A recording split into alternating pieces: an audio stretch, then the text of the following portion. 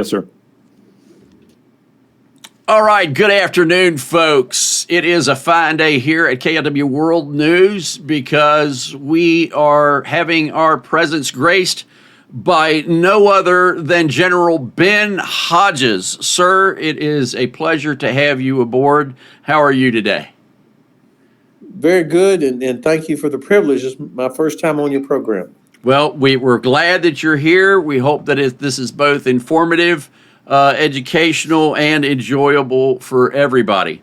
So along with General Hodges, we also have Jeff and Johnny. How are you, gentlemen? Good, thank you. Okay. All right, so what I wanted to start out with was, Jeff, you had a question for General Hodges. Would you repeat that question that we had been talking about a moment ago before we went on the air?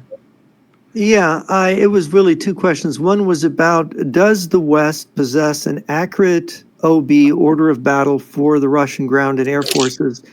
And how confident are we at their level of mobilization and where we're at right now? And of course, the Russians emphasize on Maskirovka and surprise.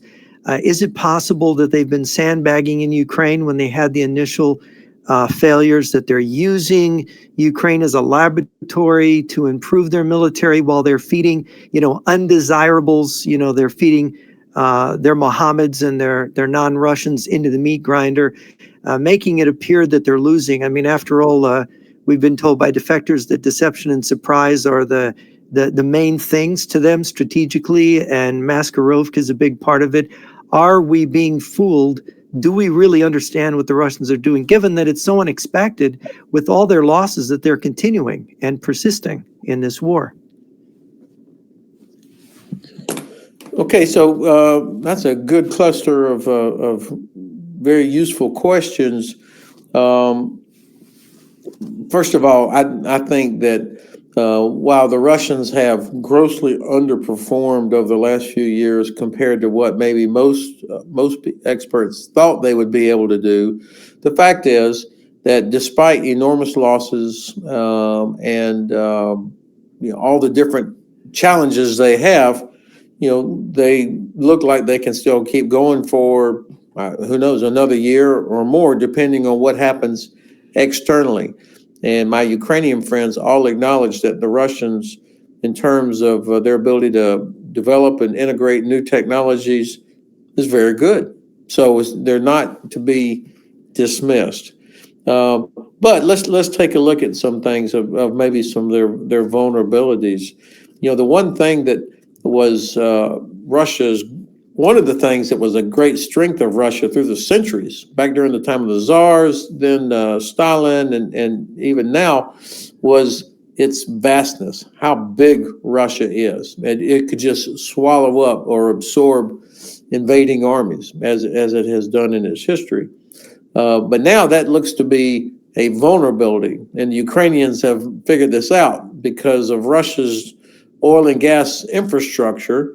But the country is so large that they cannot defend or protect all of that oil and gas infrastructure. And the Ukrainians have developed long-range precision strike capability that can hit critical nodes of the oil and gas infrastructure that are 1,000, 1,500 kilometers away. This is a significant problem for the Russians. And if this goes, if the Ukrainians are able to keep hammering that infrastructure, I don't know how much longer they can the Russians can export enough oil and gas to China and India and Turkey and others to pay for the war.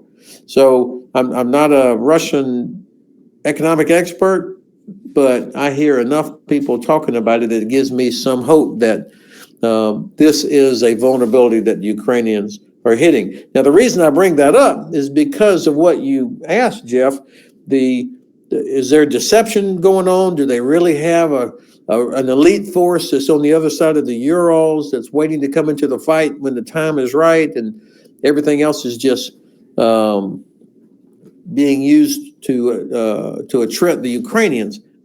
I don't think so. I don't think that exists. I mean, there's so many examples of where they have had to pull tanks out of museums and out of stores that are about my age.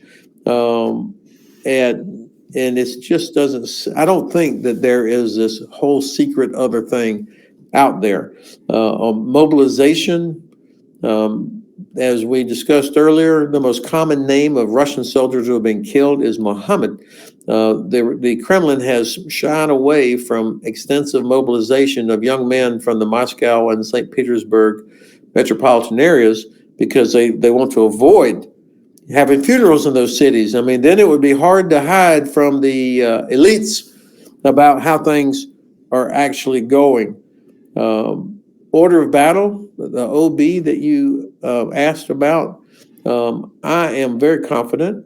Of course, I'm not in a position to know anymore, but as late as the end of 2017, when I was still the commander of U.S. Army Europe, of course, we worked very hard to be able to identify the order of battle, to build the order of battle of Russian forces and who the commanders were and how they were organized. We watched their exercises as closely as we could. And I would only imagine that the officers in charge now, the leadership of U.S. Army Europe, of U.S. European Command, that they have intensified their efforts to have an accurate OB. And of course, the allies in the area, from Finland all the way down to Poland and Romania, will often know more about the Russians than we would ever know. So I think we've probably got a decent fix of what they actually have. And a follow-up, just one follow-up on this fixing what they have. You saw these OBs in late 2017. You were watching the capabilities of the Russians. Were you surprised the way the Russians bungled and lost the invasion in 2022 and then couldn't do anything in 23 and 24? Did that surprise you at all? Yes, it did. And this is where getting to the second, third, and fourth level of understanding of what's going on inside Russia is helpful, and where I personally miss some things. I tried to figure out why the hell did the Russians do so poorly after when they launched the large-scale invasion in 2022.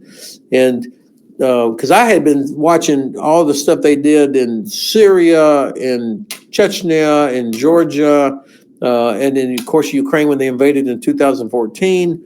What I missed was that it actually was a very, very small part of the Russian military that was involved in that, because up until now, it was illegal for conscripts to be used outside of Russia. And so it was only a very small part of the Russian professional force that was involved in all of their operations. So you didn't have a high level of actual experience. And if you don't have and fighting against rebels in Syria is a completely different story than fighting against the Ukrainians, particularly when you're talking about air defense. And then if you don't have real combat experience, operational experience for your Army, your Navy, and your Air Force, then you have to replicate that in exercises that are very demanding, where you train to the point of failure, and you do that. And fortunately for us and for the Ukrainians, in the Russian system, that doesn't happen. If you want to get promoted, you make no mistakes. And if you want to make no mistakes, you certainly would not conduct a gigantic exercise like we do at the National Training Center at Fort Irwin, or 29 Palms, or JRTC at Fort Polk, where you get killed by the OPFOR over and over and over until you finally get it right. And then the third thing that I missed was the corruption. I always assumed and knew that there was a level of corruption inside the Russian leadership, but I never thought about or didn't appreciate the impact on readiness of that corruption, where you've got all the different places where people are responsible for quality control, for example, of ammunition storage or maintenance or deliveries from the factories to the troops. All of these things, this is where corruption really happened. And we saw that. It played out in front of us as they had so many basic problems due to that corruption. Now, the campaign design was certainly not what I would have expected. And I've listened to some people like Dr. Phil Peterson of the New Generation Warfare Center, who's one of the best experts I've ever met on how Russia operates. And he said, well, part of the problem was that this was an operation designed by the FSB, not the general staff.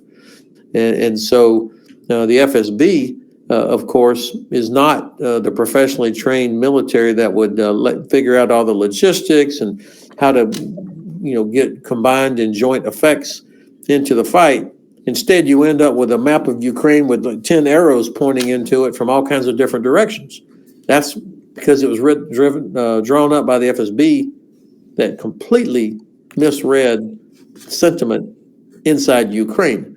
I think we'd have had it might have been much worse for Ukraine if this had been a traditional Russian general staff planned and organized operation. Jeff, did you have a follow-up? If not, I have a question. No, go ahead, Johnny. Okay. Yeah, Johnny. I heard. Yeah, go ahead. Go ahead, I was Lee. going to ask you to All ask right. your question. Okay. I heard you more than a year ago, sir. You said that you were going to be watching Belarus. And when you said that, I had immediately started looking into what the Belarusians were doing. And given the amount of buildups that we've been seeing inside Belarusia, and this, in my personal opinion, I don't know if you agree, it's entirely up to you, but the current administration's position on smoothing over relations with the Belarusians, which I think is ridiculous in terms of what we're actually seeing. What role do you believe that the Belarusians will play if there is a move on the Suwalki Gap or the Baltic states? Where do you think they're going to be, and how do you think that's going to play out in your opinion? This is a great question, Johnny. I think that when you look at the map, obviously Belarus is right there, but yet it's almost like we have there's a hole in the donut of what's our knowledge of what the heck is going on there. I visited Belarus a couple of times back in around 2018, 2019, but it was just into Minsk, and I did meet some of the military leadership there. I was retired at the time. Met President Lukashenko and was trying to understand what the mood is there, what's really going on. I couldn't tell you, but Lukashenko clearly has mastered the art of playing both sides, sitting on the fence. He does enough to make sure that to keep Putin from feeling like Putin has to come in and invade and take over Belarus. So he does enough there, but he's also avoided sending his troops into the fight in Ukraine. And I think it's because he knows that the army of Belarus is poorly trained, poorly equipped, and would get slaughtered by the Ukrainians. And I think he also probably is concerned that the army might not enter the fight in a wholehearted way. And then, of course, he also knows he has a strong opposition that was beaten into submission a couple of years ago. But if the army was dispatched, that might create opportunities for the opposition at home. So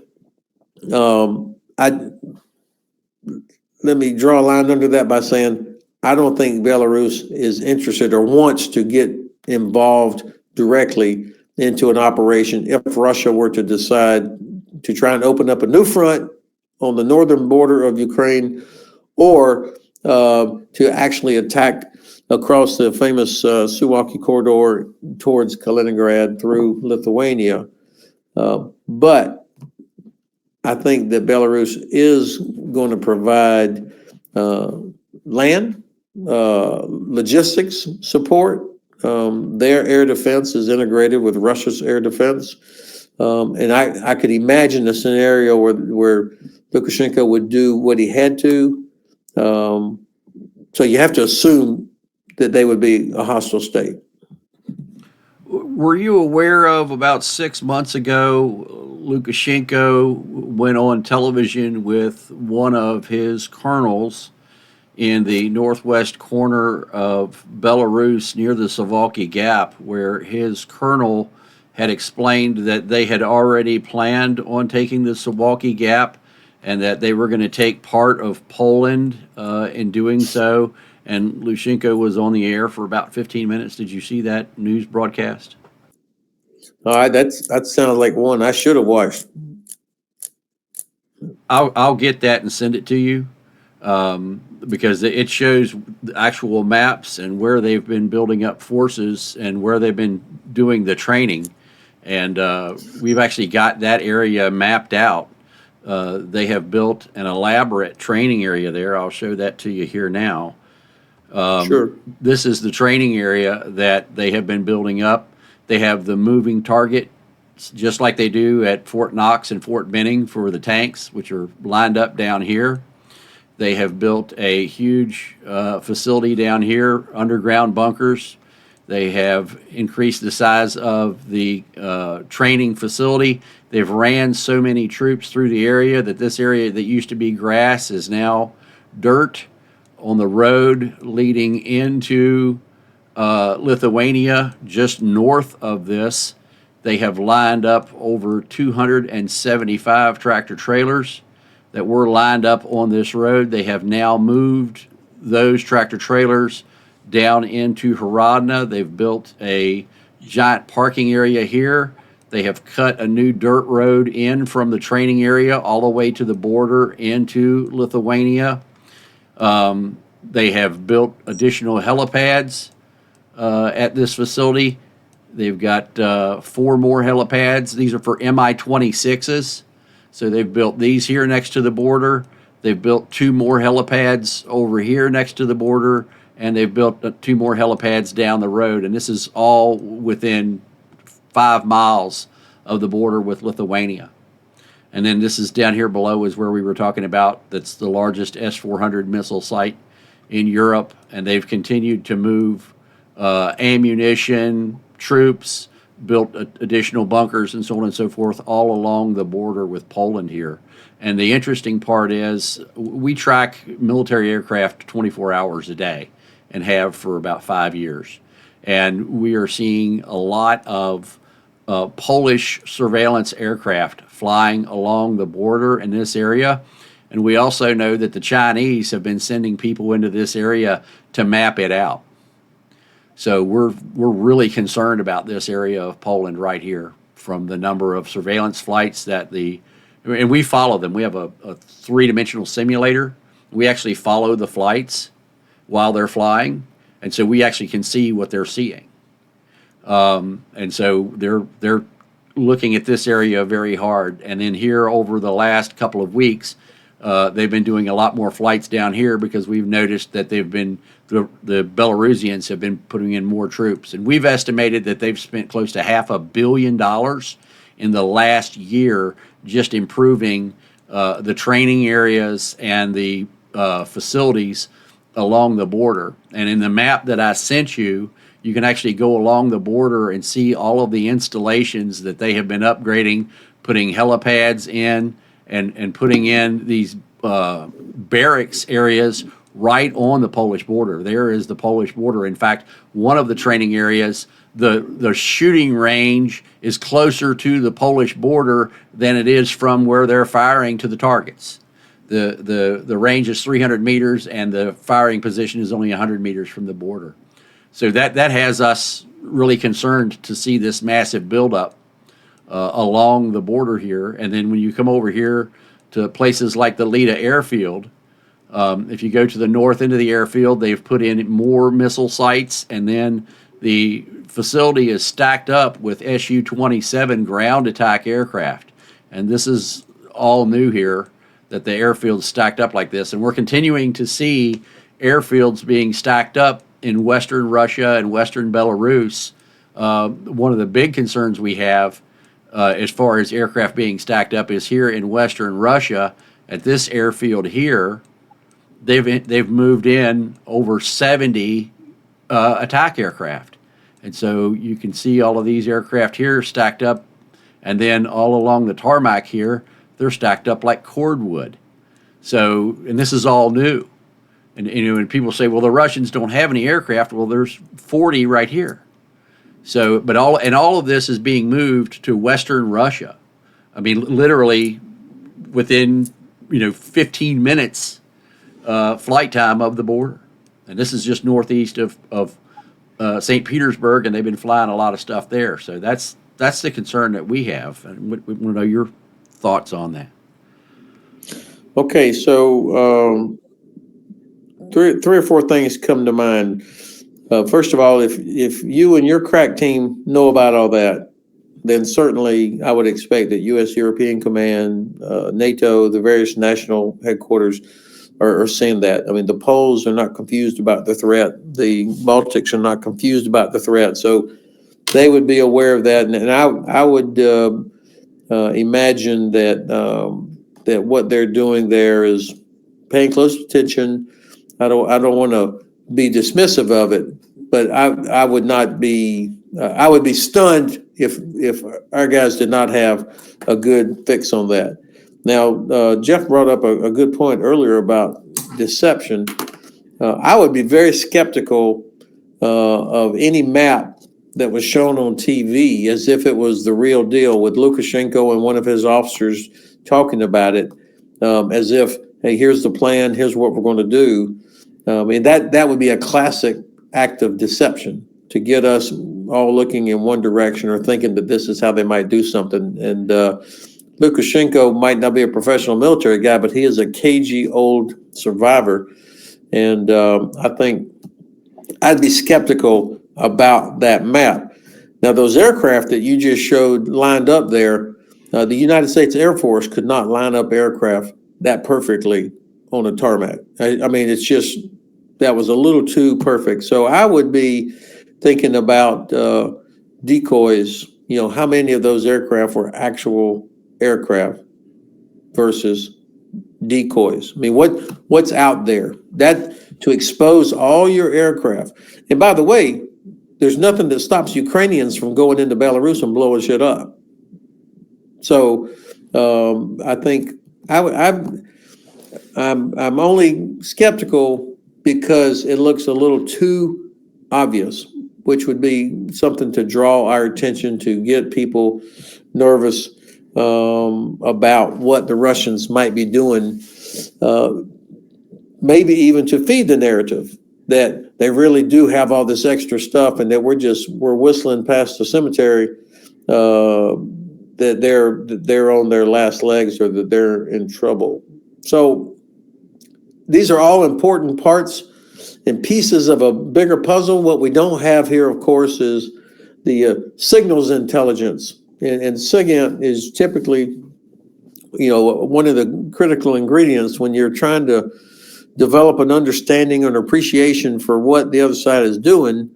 You have imagery, and you've got, I'm impressed with the imagery that you guys have, but then you need the SIGINT that goes in there, and then you still have to do the analysis, and what do the allies have? And then finally, and then I'll stop, is having a lot of airplanes doesn't make a great Air Force. It's what do we know about the flying hours? How well trained is the Russian Air Force? I mean, they, after almost 4 years, they still have not achieved air superiority over Ukraine.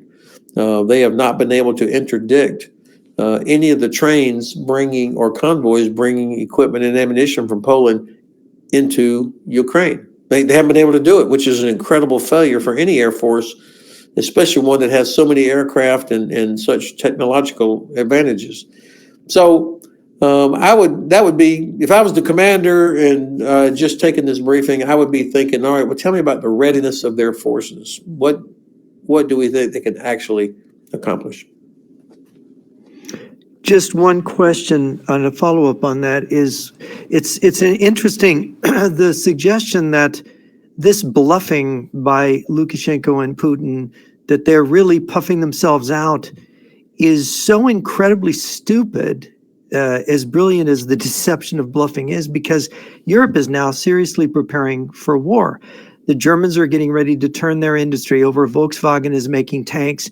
If the Russians wanted to dig themselves into a deeper hole, this is the exact strategy that you would do. You would just bluff and scare Europe into rearming itself. And then you're really stuck, because if you can't defeat Ukraine and Europe rearms, you're done. right? They're doing themselves in. Is that your view of them? Well, I think that I try not to think about Russia through American eyes. I mean, to make assumptions about what they're doing compared to how we might do something is a mistake that I've made before. So I try to step back from it and think, okay, they don't care about casualties, so it's as long as they don't come from Moscow or St. Petersburg. They clearly have adopted a sort of a two-pronged strategy, with one prong being continue to try to destroy the parts of Ukraine that they cannot conquer. And that's about 80% of Ukraine that Russia is not able to actually take. And I don't think that's going to change significantly over the next many months. But, do what they can to attack civilian targets, attack the infrastructure, to cause as much damage as they can, in hopes that we finally quit. Because that really, in my view, is Russia's only hope, is that we quit, because Ukraine's not going to quit, but they hope that we quit and stop providing Ukraine with any support, stop doing sanctions or anything against Russia. And then the other prong of this two-pronged strategy is what they're doing against NATO countries now with these gray zone operations, whether we're talking about drones or Russian Air Force violating airspace, drones shutting down airports in Munich and Denmark, or drones flying these decoys into Poland, or the the Shadow Fleet vessels sailing through the Baltic Sea with Russian oil. All of this stuff, I think, is intended to peel us away from focusing on Ukraine. And maybe part of what we've just looked at here, it could be preparations for an attack. I absolutely believe that the Suwalki corridor would be an area where they could perhaps focus for a limited escalate to de-escalate scenario to prove that NATO won't fulfill its Article 5 obligations to Lithuania, for example. But I think a lot of this is intended to cause nations to say, hey, we need to stop supporting Ukraine. This is going to get really bad. And I think that's part of their objective. And if this fails, if this strategy fails, what about the nuclear option? Are they putting themselves in a position where they're boxing themselves into a corner where their only way out is to use nukes? Well, so that's an interesting formulation, and certainly that's exactly what Putin and Medvedev and Lavrov and all these other guys that come out about every other week and talk about we have a new nuclear weapon, or we're going to do a nuclear exercise, or we're thinking about moving nukes into Belarus. All of these are part of their influence operations to make us worry, oh my God, they have nuclear weapons. They might use a nuclear weapon. And it worked. It worked against the last administration. It's working now all over Europe, where people think, oh, we should be very careful because the Russians might use a nuclear weapon. I think there is zero chance that Russia uses a nuclear weapon, because nothing good will come of it for Russia. The Chinese have told them, do not do this. And the Chinese don't want the Russians to use a nuke because they worry that the retaliation coming from the U.S. or other countries would obliterate Russia's ability to export oil and gas. So that would be the end of China's cheap oil and gas. And I think even the Chinese don't want to see this war go nuclear. And the Indians have said the same thing. And when I tried to think, okay, well, where would Russia use a nuclear weapon? I mean, what would be the effect? And it's interesting that all the countries that are closest to Russia who would be affected the most are like, hey, bring it on. That's not going to stop us. And it's only the people further away, including the U.S., that worry like, oh my God, they might use a nuclear weapon. And there's no place on the battlefield, like if they, detonate one or two tactical nuclear weapons, that it would change anything at the operational level on the battlefield. The Russians do not have the capability that they had during the Cold War, where you had formations, regiments that were properly trained and equipped to operate in a contaminated environment. They could exploit the massive hole that would have been created by, or gap that would have been created by using tactical nuclear weapons, as they had planned to do against us in the Cold War. Those forces don't exist. So there's nobody to exploit if they did make the terrible decision to use a nuclear weapon. And I just don't see anything positive for Russia in using a tactical nuclear weapon. They're not boxed in. I mean, only 8% of their entire border touches NATO, so they can pull out of Ukraine. Now, Putin, of course, has created a very difficult situation for himself, but I don't know that the military would be prepared to execute an order to launch nuclear weapons against somebody or somewhere because of Putin's war against Ukraine. I'm not sure that they would do that. I have one last question for you, because I know you have to go, sir. But my question to you is, given the administration's current position and what we're doing with Venezuela, and if you look at Russia's strategic partnership with Venezuela, do you believe that this is the Russians' attempt to distract us, to pull us away from the support of Ukraine, like you were just mentioning before? That's an excellent question, Johnny. And by the way, I realized I did not answer your question about, or your reference to the administration towards Lukashenko. I don't understand that at all, unless they think that there really is a way to separate Belarus from Russia somehow with promises of whatever. But that just seems so unlikely to be feasible. But I don't know.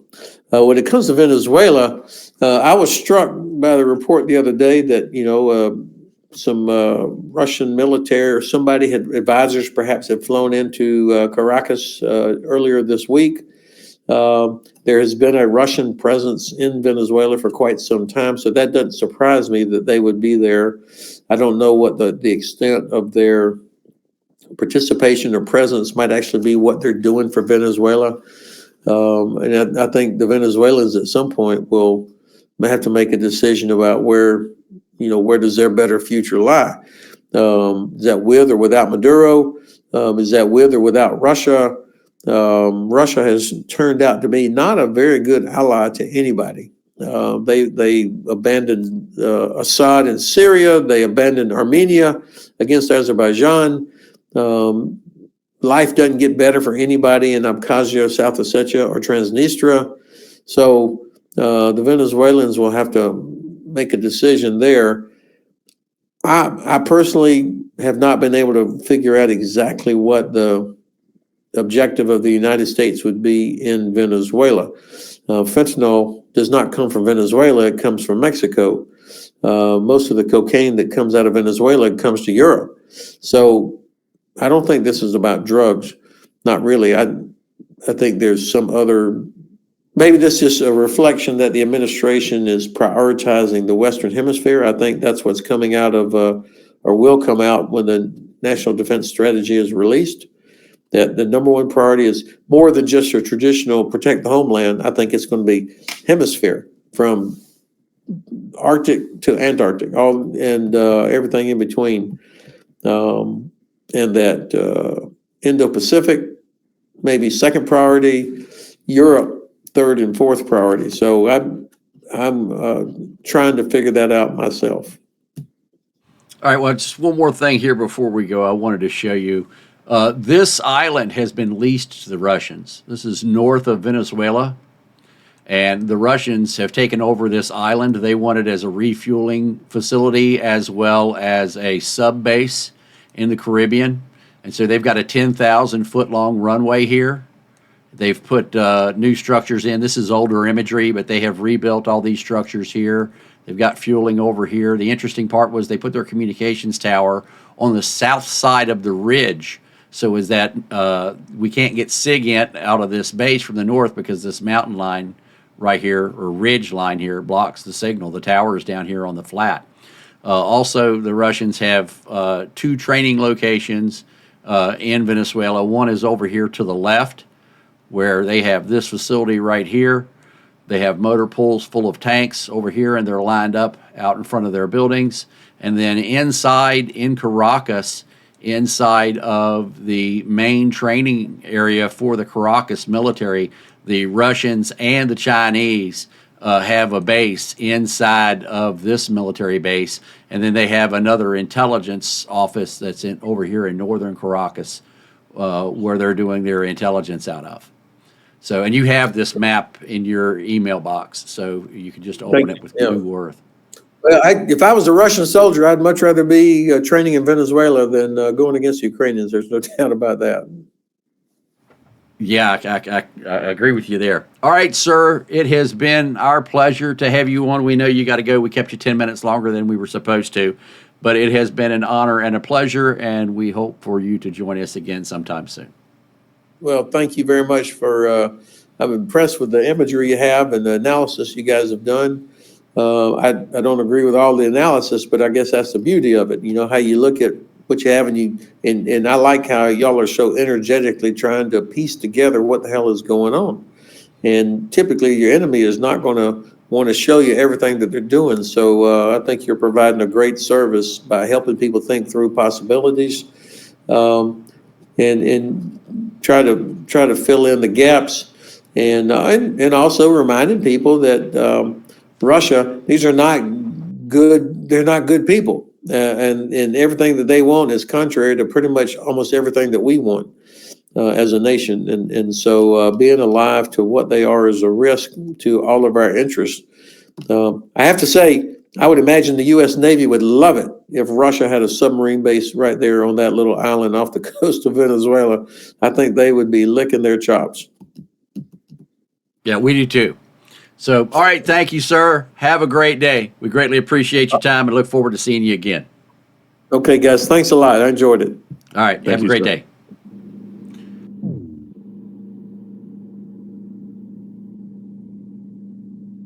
Wrong button. Sorry about that. That was no other than the one and only General Ben Hodges, one of the few people that we think actually knows what's going on in Europe, or at least one of the most highly knowledgeable people, as being the former Supreme Allied Commander in Europe and a 4-star general.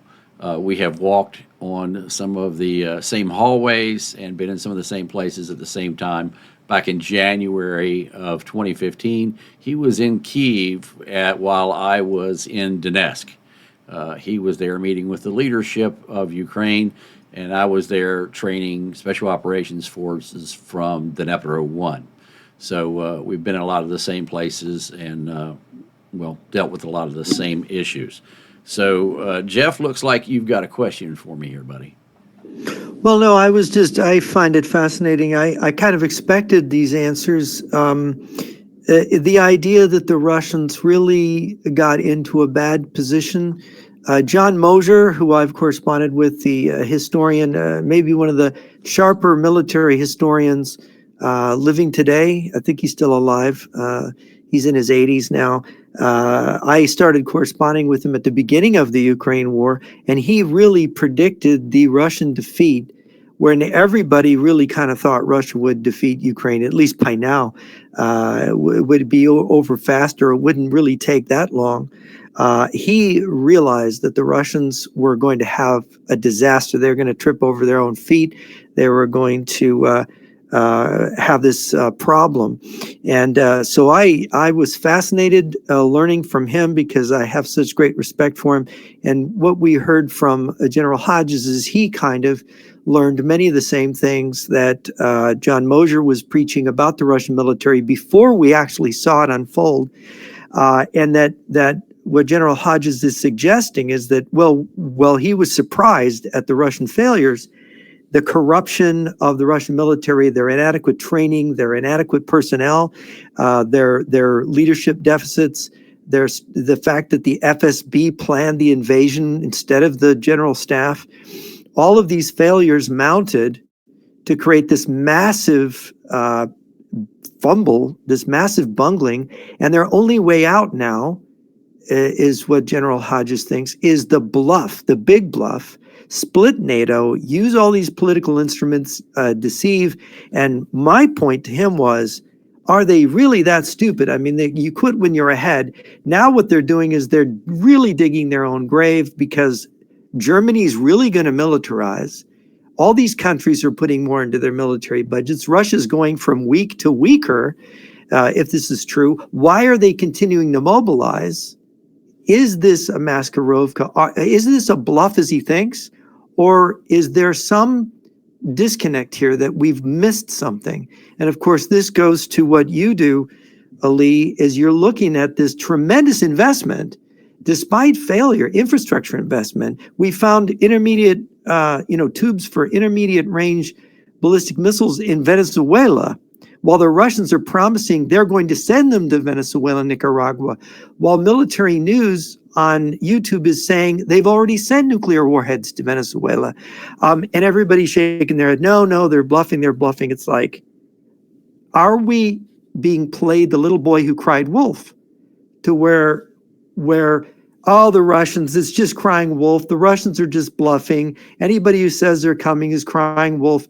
But then they aren't. They really are mobilizing. They will use nukes. We've misunderstood the situation strategically. That's my concern. Well, my concern is that I don't think everybody sees everything that we see. I think that the map that we have is overwhelming. We didn't even get a chance to show the general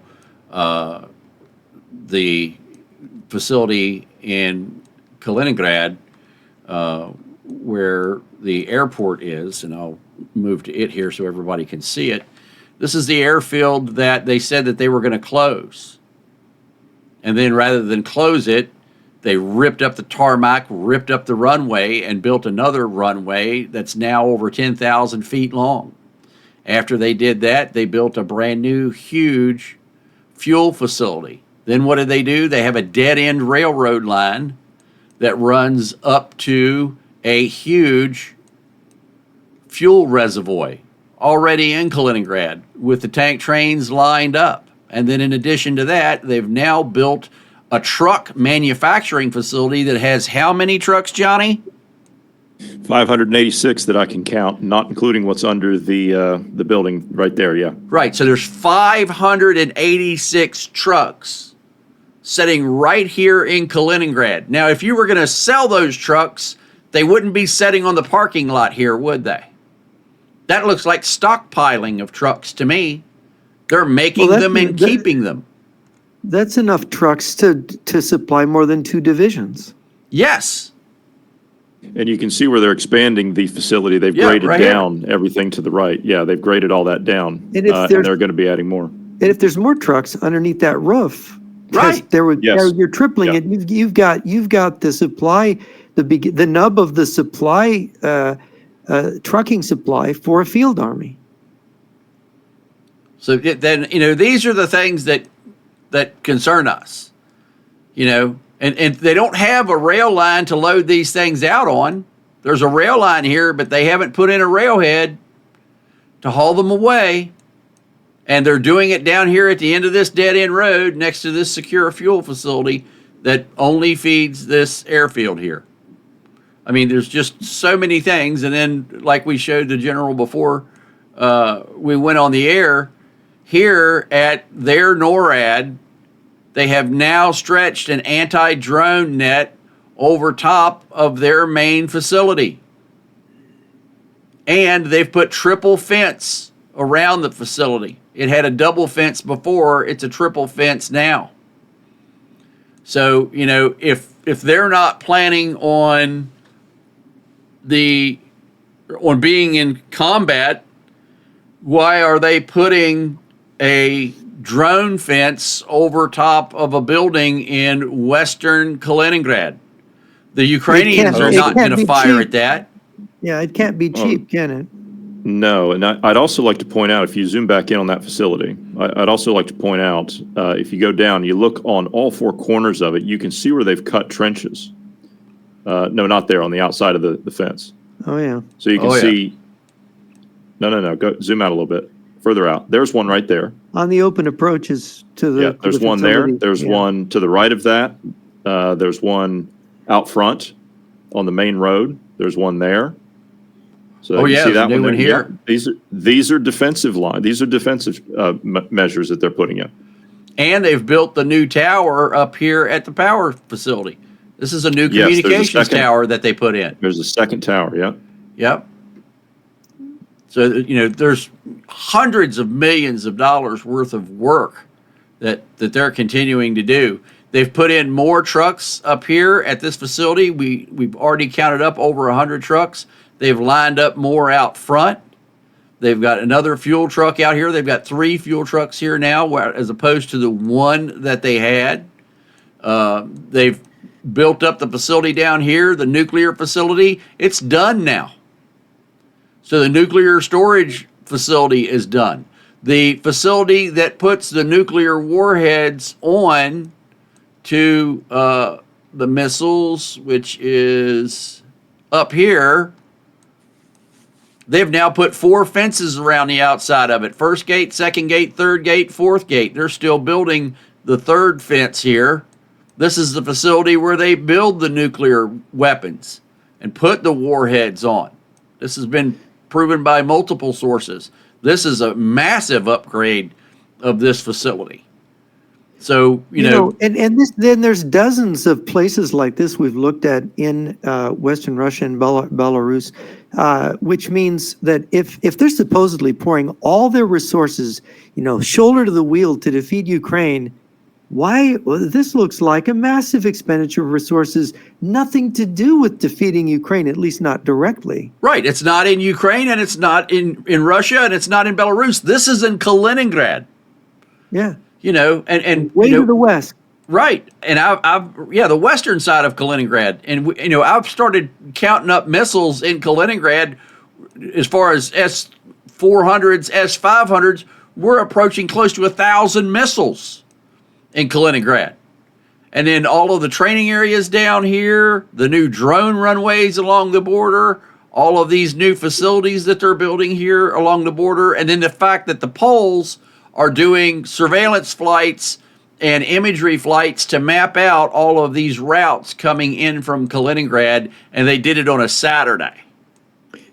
So and this begs the question of bluffing, a bluff that consists of such hard investment in facility to support a push into Western Europe. These measures are not bluffs. You can see them from space. So the only thing we're lacking is that we have a disagreement over the OB, the order of battle. And of course, General Hodges admitted he hasn't had access to that since 2017. But I would suggest that the Russian Maskirovka ability, which is essential to their system, that if you're relying on signal intelligence to tell you whether those aircraft lined up there are dummies or not, you may well be deceived by the signal intelligence, because the Russians, to produce fake things that will convince you that they're bluffing, there very well might be a bunch of fakes just to make everybody conclude that everything is fake, when definitely we're looking at things that can't be fake. And so the question is, how soon before somebody wakes up and says, wait a minute, there is going to be a major mobilization next year? And my other question, the question I didn't get to ask, but I asked General Hodges before the show, is that in World War II, Germany, with a population of 80 million, now Russia has a population of 140 million people, that Germany, with a population only of 80 million in World War II, put more than 25 field armies together, and of course had millions of men under arms, lost 9 million in the fighting the war. And here we say Russia's defeated when they've maybe only lost 1 million, not even 1 million dead. We're talking about 9 million German dead in World War II. And that somehow this country that almost has twice the population of Nazi Germany has only cut a fraction of that loss, and has, they can't even produce 1,000 tanks. A country with the economic, industrial ability of Russia and the resources, Germany was constricted in its oil and iron ore resources. Germany produced more tanks than Russia's supposedly producing. I'm not sure I believe the analysis of Russia's weaknesses. I'm starting to think, you mean Russia in 2025 is economically weaker than Germany in 1939, 40, 41, and cannot field as many field armies as Germany when they have, approaching twice the population. Whatever the problems with the Russian population, I've got to express skepticism about this Russian incapacity. Well, we've been told that the Russians have now produced 3,000 T-94 tanks. That's the number. T-90s? T-90, T-90s. T-90s, right. T-90s. Yeah, T-90s. I said T-94, but T-90s. That they have produced over 3,000 T-90s in the last 2 years. And where are they going? Yeah. Where are they going? Right. Where are they going? They're not going into Ukraine. Right. Where are they going? Yeah. Hitler invaded the Soviet Union with 3,500 tanks and all the supporting vehicles in 1941. Is this T-90 combined with, and of course, General Hodges makes the point the Russians aren't protecting their forces against radiation weapons. One of my questions for him is, what if the Russians have perfected the miniaturization of the fuel air bomb warhead, which I was told was tested in Chechnya, preliminary versions in 2000, tested on Chechen military positions. This is a fuel air, a vacuum bomb, basically, that has the explosive capacity of a tactical nuclear weapon without the radiation. Is that what's in the warheads of the Ixanders pointed at Poland and the Baltic states? Are we going to be showered with a kind of a weapon, a battlefield weapon that can sweep away Western defensive positions without the radiation? Is that why they don't need to put, it's a question. Technological surprise is a real thing in warfare, and they won't use it, they won't play this card on the Ukrainians because they have to hold it in reserve to use against NATO, because their ultimate plan is to hit all of Europe. Is that what the explanation is?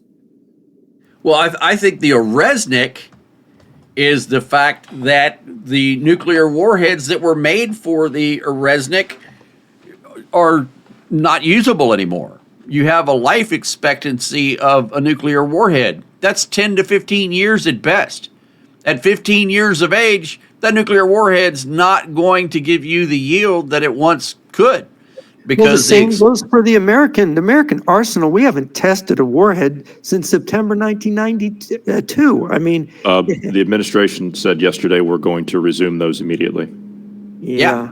Let's hope so. Yeah, I know the Putin reacted and said, "Oh, we'll have measures too," but I think they've been conducting their nuclear tests in North Korea, to be honest. I would actually, since you brought that up really quickly, just so, because I don't want to miss the point. Yesterday, it was announced that the South Koreans are now going to acquire nuclear submarines. Let's talk about that for a minute, because you and I were talking about that last night, Jeff, after we'd finished. And I immediately thought, okay, well, if the South Koreans are going to get them and we're going to assist with it, the Japanese are going to want them too. Well, Japan is a major problem for Russia and China, because Japan, I believe, has a greater industrial and technological base than either Russia or China. And if you add, if Japan militarizes, it's like Germany, Japan. It's like Germany, France, Britain, Spain, Italy, all militarizing, because the Japanese have this ability to create very interesting weapons. And look at their cars, their automobile. I drive a Japanese SUV, and it's 17 years old, and I've only had to replace the starter in it. So they can do some amazing things. They can build a car, They can, and I think they can build weapons real well. I really think they can. That's what the Germans and the Japanese have in common. They can build cars and they can build weapons, and they are damn good. Yeah. It's a problem for the Russians, because if Japan now is frightened enough to rearm, and I know there's been a huge, they've got their MacArthur Constitution, their pacifist constitution. I think they're on the point of brushing that aside. And the Russians and Chinese can't have it, because if that happens, they really are checkmated. Well, I think that things are building up. I still think somebody asked in the chat if they still think that the Russians will do something before Christmas. I don't see why they wouldn't. I also meant to mention, and I did email to General Hodges, the fact that the Russians are now doing an annual recruitment. So they're calling up the draft all year long rather than just in the spring and in the fall. So I think that's a major deal. And I think Yeah. go ahead. Yeah, he expressed skepticism that, they weren't going to call up the boys from Leningrad and St. Petersburg. I mean, Leningrad and, St. Petersburg and Moscow. And It'll be Leningrad again soon. Yeah, it'll be Leningrad again soon. But I think it's every evidence that they're serious about it. Removing certain skilled labor from the draft list, all the preparations that we've seen, and the fact that China's economy, it can't be an accident that when Russia goes to war, it loses all these imports from Europe, and yet China's ready to step in and make the plane parts, produce the cars, produce all the things to fill in the Russian economy. I mean, you look at Russian economists. I saw this one Russian lady economist say, the Chinese are carrying us. Well, why are the Chinese carrying them? The Chinese are literally going broke, and they are pouring all their production to support Russia's economy so Russia's economy can continue operating, so they can go over to a full war economy and their population can still have cars and they can get the spare parts to replace what Europe makes.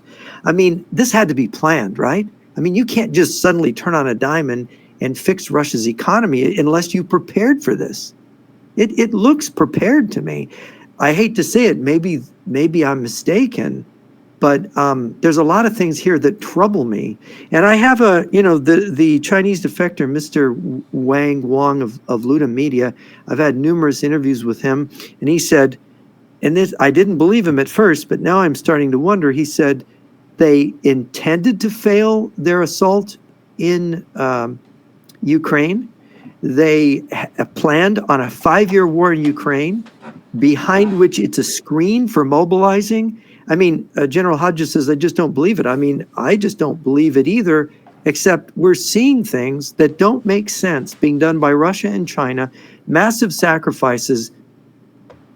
Are they really bluffing? I'm not so sure anymore.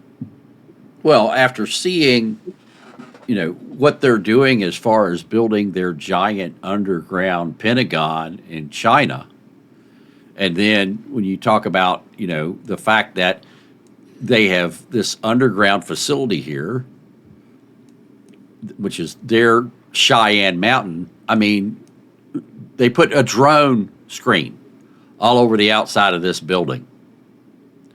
If you weren't expecting someone to attack this facility in Kaliningrad, and again, Kaliningrad has not been part of this conflict, why would Ukraine attack Kaliningrad? Why would they attack this building? What is the significance of this building in Kaliningrad? And they couldn't attack it without violating Poland and Lithuania's borders. That was my point exactly. That was my next point.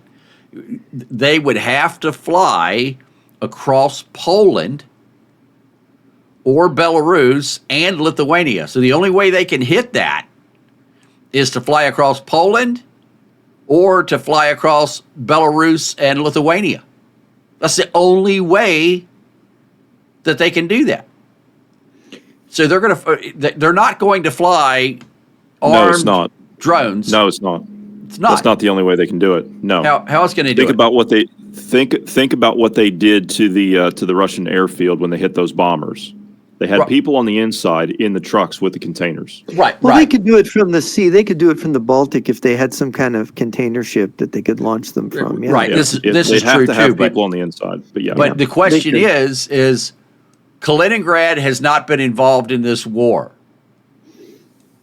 Why does Kaliningrad? It's not a threat to Ukraine. Kaliningrad, right. Certainly. Kaliningrad is not a threat to Ukraine. Why does Kaliningrad put this net over top of their building if they're not involved in the conflict?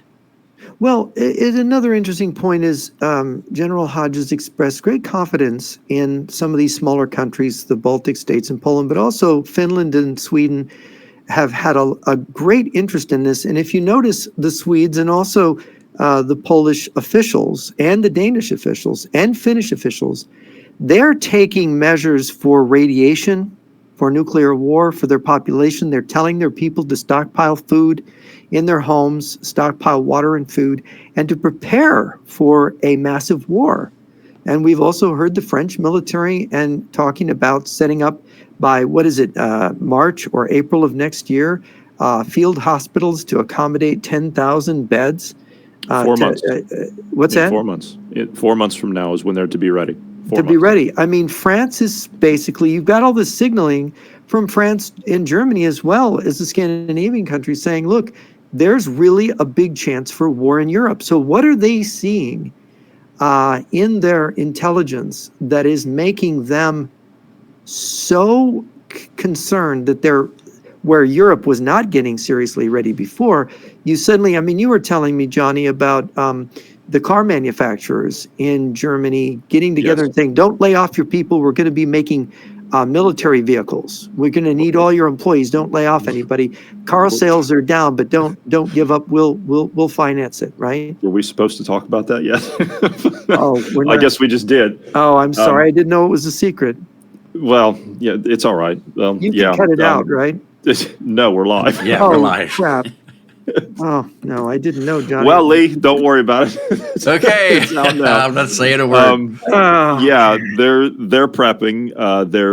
But this is, I mean, we had talked about this before. I mean, Poland has done something similar, not to a car manufacturing standpoint, but they're doing a quiet mobilization in Poland. They're doing the same thing in Finland. The Finns, I mean, they're upgrading their infrastructure, their underground infrastructure for their population. The Baltic states are doing, they're actually drawing up plans right now. I told both of you about 2 or 3 weeks ago, they're drawing up plans right now to evacuate large portions of their population in case of a Russian, border incursion. So they're making preparations to do this now, along with the other things that you mentioned.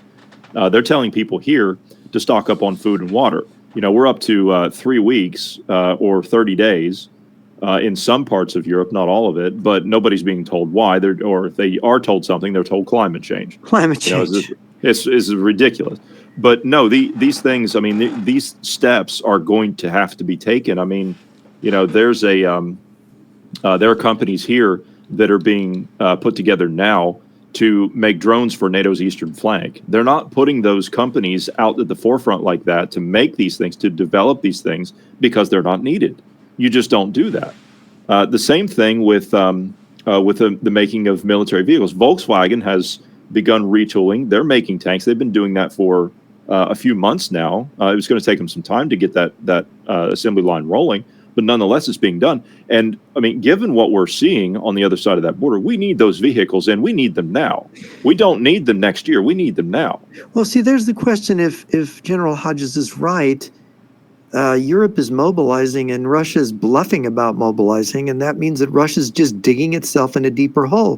Why wouldn't they just rush to the peace table, get the best deal they can while we believe they're mobilizing, and therefore forestall these changes in Europe? But they're not doing that. They're just digging themselves. I just don't believe they're that stupid. Maybe they are, but knowing their history of deception, it's not their playbook. Well, when you look at the videos that have came out of Russia from Russian troops on the front lines who are saying, we're going all the way to the Reichstag. We're going to take Germany. We're going to take Poland. We're going to take the Baltics. That is what is believed through and through and through of the Russian troops on the front line. That is their internal belief. The supreme commander of Russian forces has already said he's going to take the Baltic. Lavrov has said publicly, we're sending little green men into the Baltics. And they have. They've already started with sabotage in Germany, sabotage in Poland, sabotage in some of the Baltic states. People have already been caught. We're already seeing Spetsnaz on the border inside of Lithuania, inside of Poland.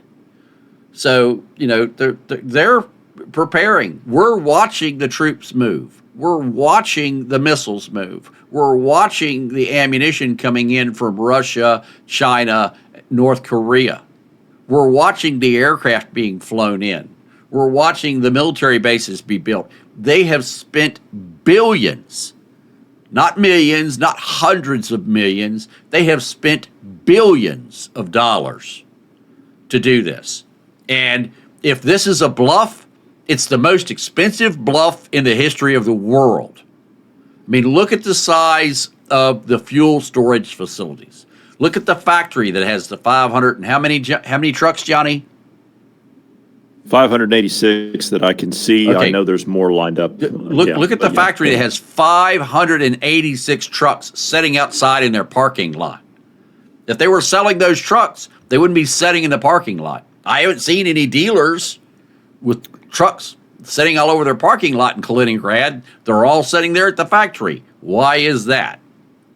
Why would they close down an airfield and say, oh no, we're closing this airfield down, we're not going to use it anymore, we're abandoning it, and then they rip up the airstrip, they rip up the taxiway, they extend the airstrip by 4,000 feet, spend over $100 million in concrete just to repave the entire place, build a huge oil or fuel storage facility behind it, build a rail line from there to another facility that holds over 50 million gallons of fuel, and now they're putting supersonic bombers there. Why are they putting in all of the S-400 sites? Why are they, putting the net over their facility? Why do they have all the Mi-35s sitting in the northwest corner? If they're not doing anything, what the hell is all of this stuff for? Jeff? Yeah, that's absolutely, that's the thing that's scary. The other thing that we didn't get into was the nuclear. I mean, General Hodges, is interesting what he says, and I hope he's right, that he absolutely doesn't believe they would use nuclear weapons. He doesn't see what purpose that nuclear weapons would serve. Look, I have read the Russian military literature, the Soviet military literature, Sokolovsky's Soviet military strategy, Sidorenko's The Offensive, all of these books. It's nuclear conventional, it's all arms nuclear war, where you're not just using nukes, you're using nukes in combination with combined arms armies and fleets and navies and all the rest of it. And the thing that is really troubling, Colonel Stanislav Lunev, I knew him well. He was a GRU colonel who defected, the deputy head of the GRU in the United States. And one of the things about his defection that he said, and he talked about this joint plan of Russia and China eventually to set up a war to take down the United States, was that it was going to be a nuclear world war. He said, all my years of training with the Soviet military and the Russian Federation military, one mission only, global nuclear world war against America, all arms, using all weapons, just like you read in Sokolovsky's Soviet military strategy. And this is really alarming because our generals absolutely don't believe in nuclear weapons. They think nuclear weapons deter the use of nuclear weapons, so no one's going to use them. And we have this exaggerated notion of the effects of radiation, and radiation can be quite problematic, obviously kill a lot of people, but radiation isn't the end of the world. You can function in it. You can prevail in a nuclear war. And this was one of the things that, I'm a student of James Dunnigan and Simon Redmondson, who did the all-arms nuclear war game in the early 1980s for the United States, and almost pulled out of the project because the American admirals wouldn't admit that nuclear weapons could be used on aircraft carriers. And they finally got them to admit it, that yes, the Russians could use nuclear warheads at sea to gain nuclear supremacy. The first time they played the war game, the realistic war game that Dunnigan's team made, the red team won World War III using nuclear weapons. And that's calculating the effects of those weapons. So the Russians, their thinking is very realistic. So what if we kill 1 billion people and we turn a lot of the world into rubble? It will be our world. We will own it when the dust settles. It's a different mentality than we imagine. The Russians think they own the world as it is. You know, they think they're the superior race. The Germans were trying to create a superior race. The Russians think they are the superior race.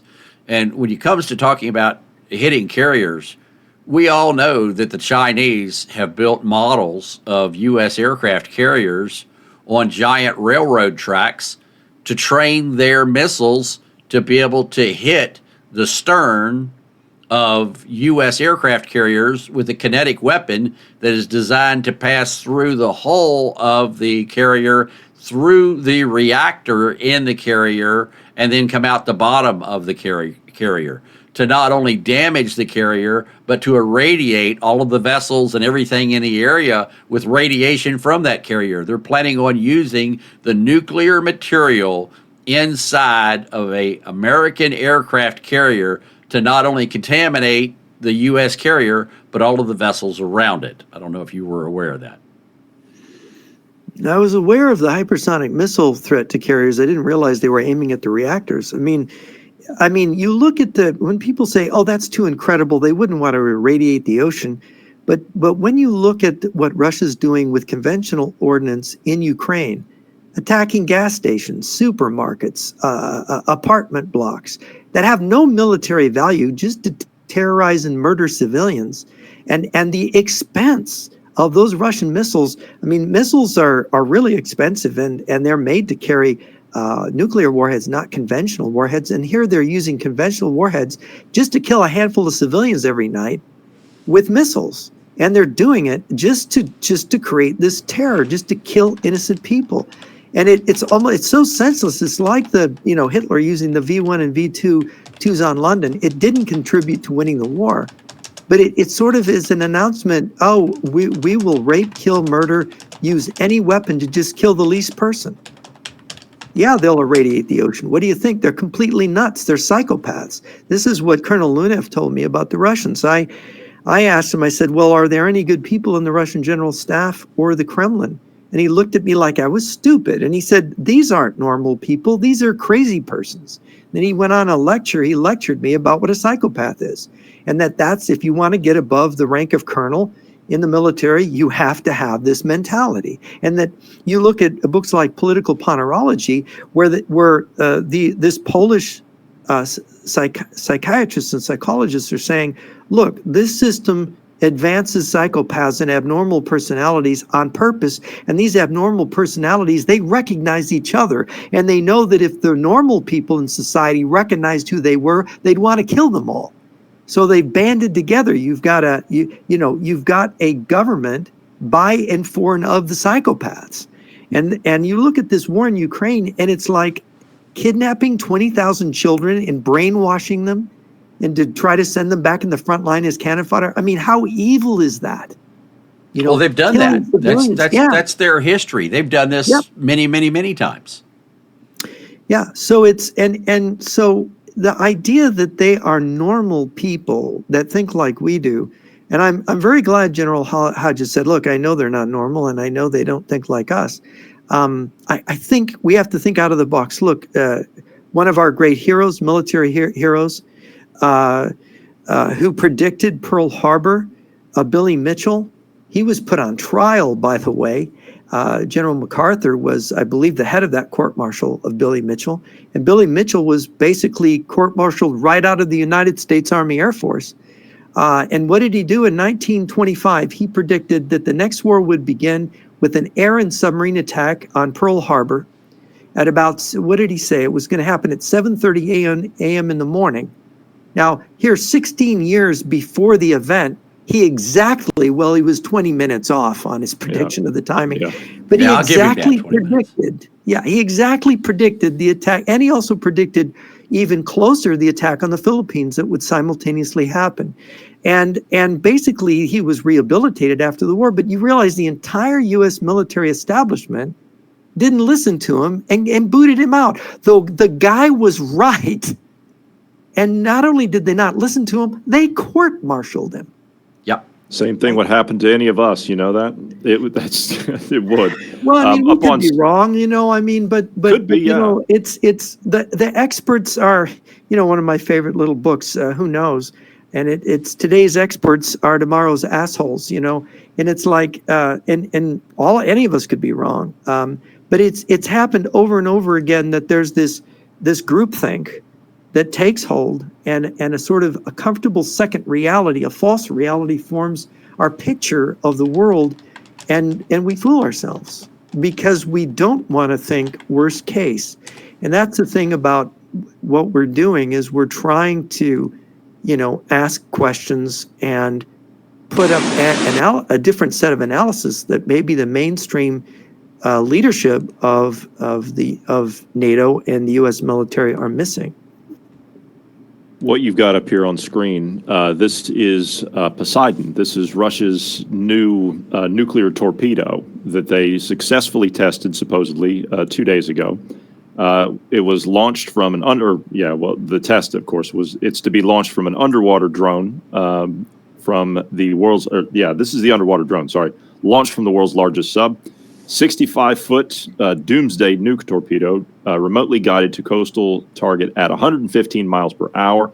It has a 100 megaton warhead, and it is detonated at depth of just off the coast, and it will trigger a 1,600-foot tsunami of radioactive seawater.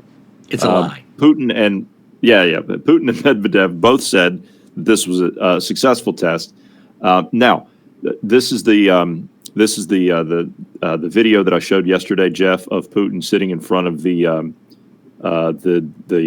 poster of the two guys hoisting the flag, the Soviet flag, over Berlin at the end of the war, and they also had the icons of the Mother Mary there behind him, and they said "For the Motherland." So as he's giving the speech about this successful test. Okay, so this is what I wanted to show you guys. This is a nuclear detonation underwater. And the problem with the nuclear detonation underwater is it doesn't create a tsunami. It creates a vertical shaft of the blast that goes straight up. There you have it. That's a nuclear detonation underwater. But you see, if you do it at a greater depth and you use 100 megatons, I still don't think it's going to do it. I think you're going to get... you know, you won't know until nobody's ever tested it, so you won't know. Well, the Russians claim they have, but yet there's been no tsunami warnings anywhere else in the world from it. No, I can't believe they couldn't have tested without it being detected. Right, we would have picked it up, just like they claimed they claim they've tested it. Yes. No, They claim they had a successful test of it. Yes, no, but they didn't detonate it. They're not claiming they detonated. Yes, they did. They claimed that they had a successful test of this. They also claimed that they had a successful test of their nuclear missile, their nuclear cruise missile. Yes. Well, we know that that's a lie. And the way we know that that's a lie is we've picked up no radiation from it. That cruise missile, if it did fly, is nothing more than an airborne Chernobyl. The radiation from that would be traveling all over the place, and we would have radiation detectors going off all over the place. If they had set this nuclear torpedo off, well, we would have seen that seismically. There's no results of that. And additionally, if it sets off a tsunami, how come there was no tsunami?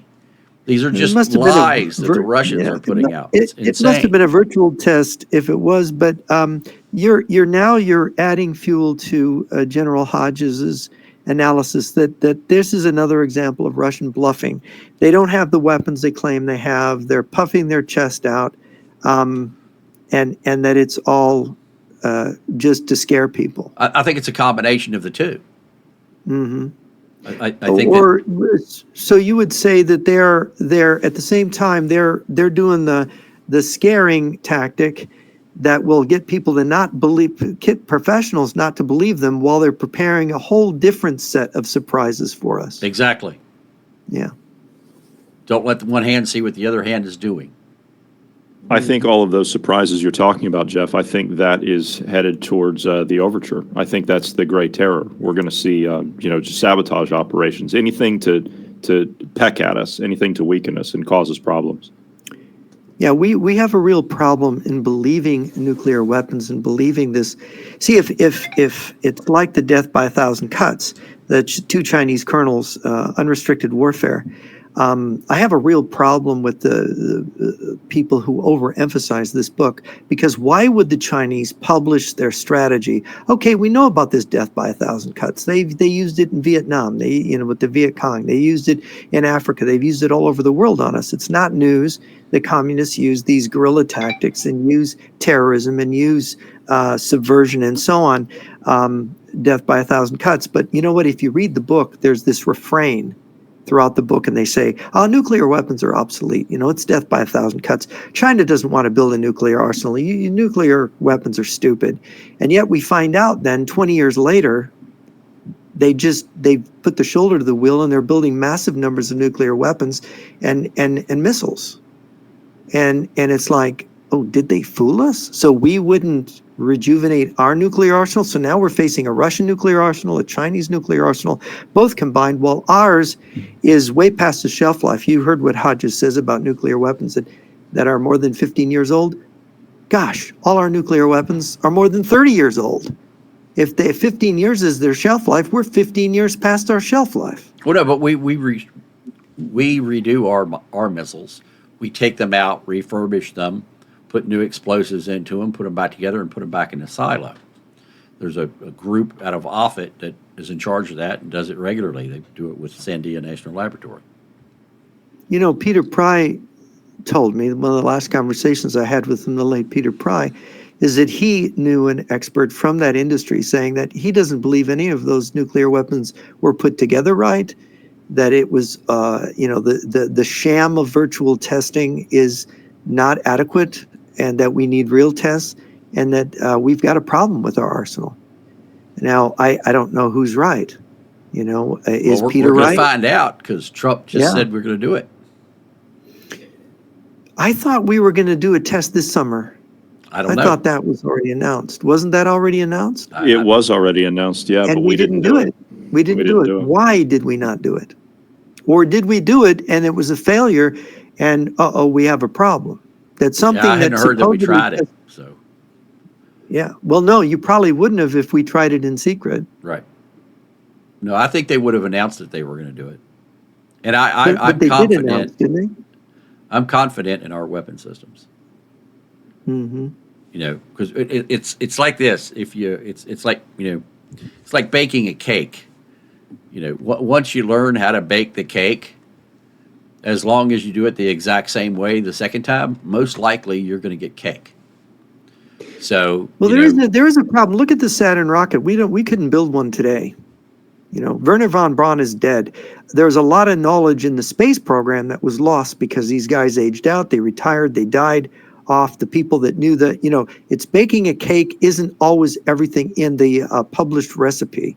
There's things that people have in their heads that when they go, they're gone, and it's really hard to, how did they do this? This we're following the recipe exactly. Why isn't it working?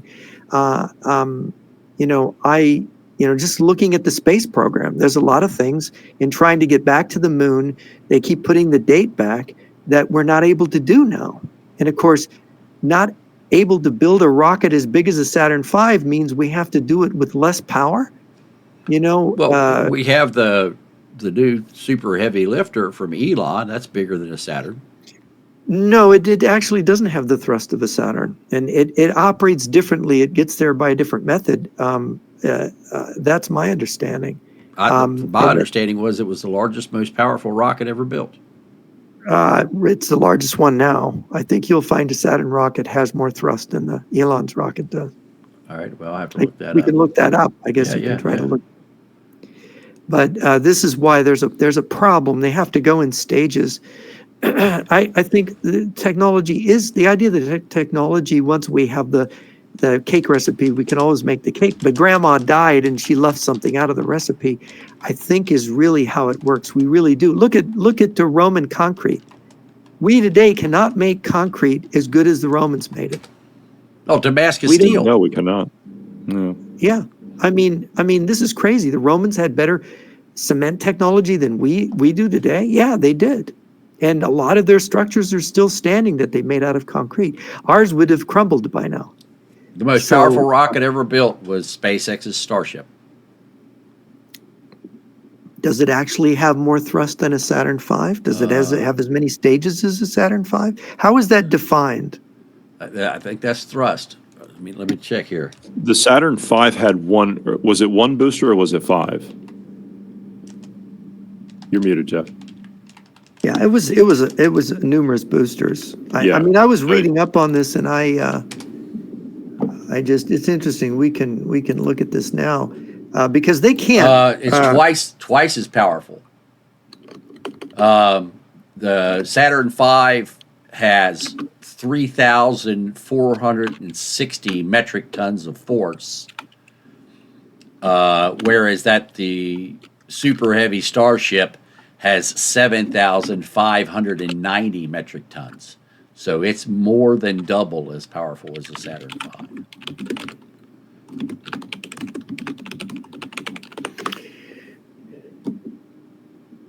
So Okay.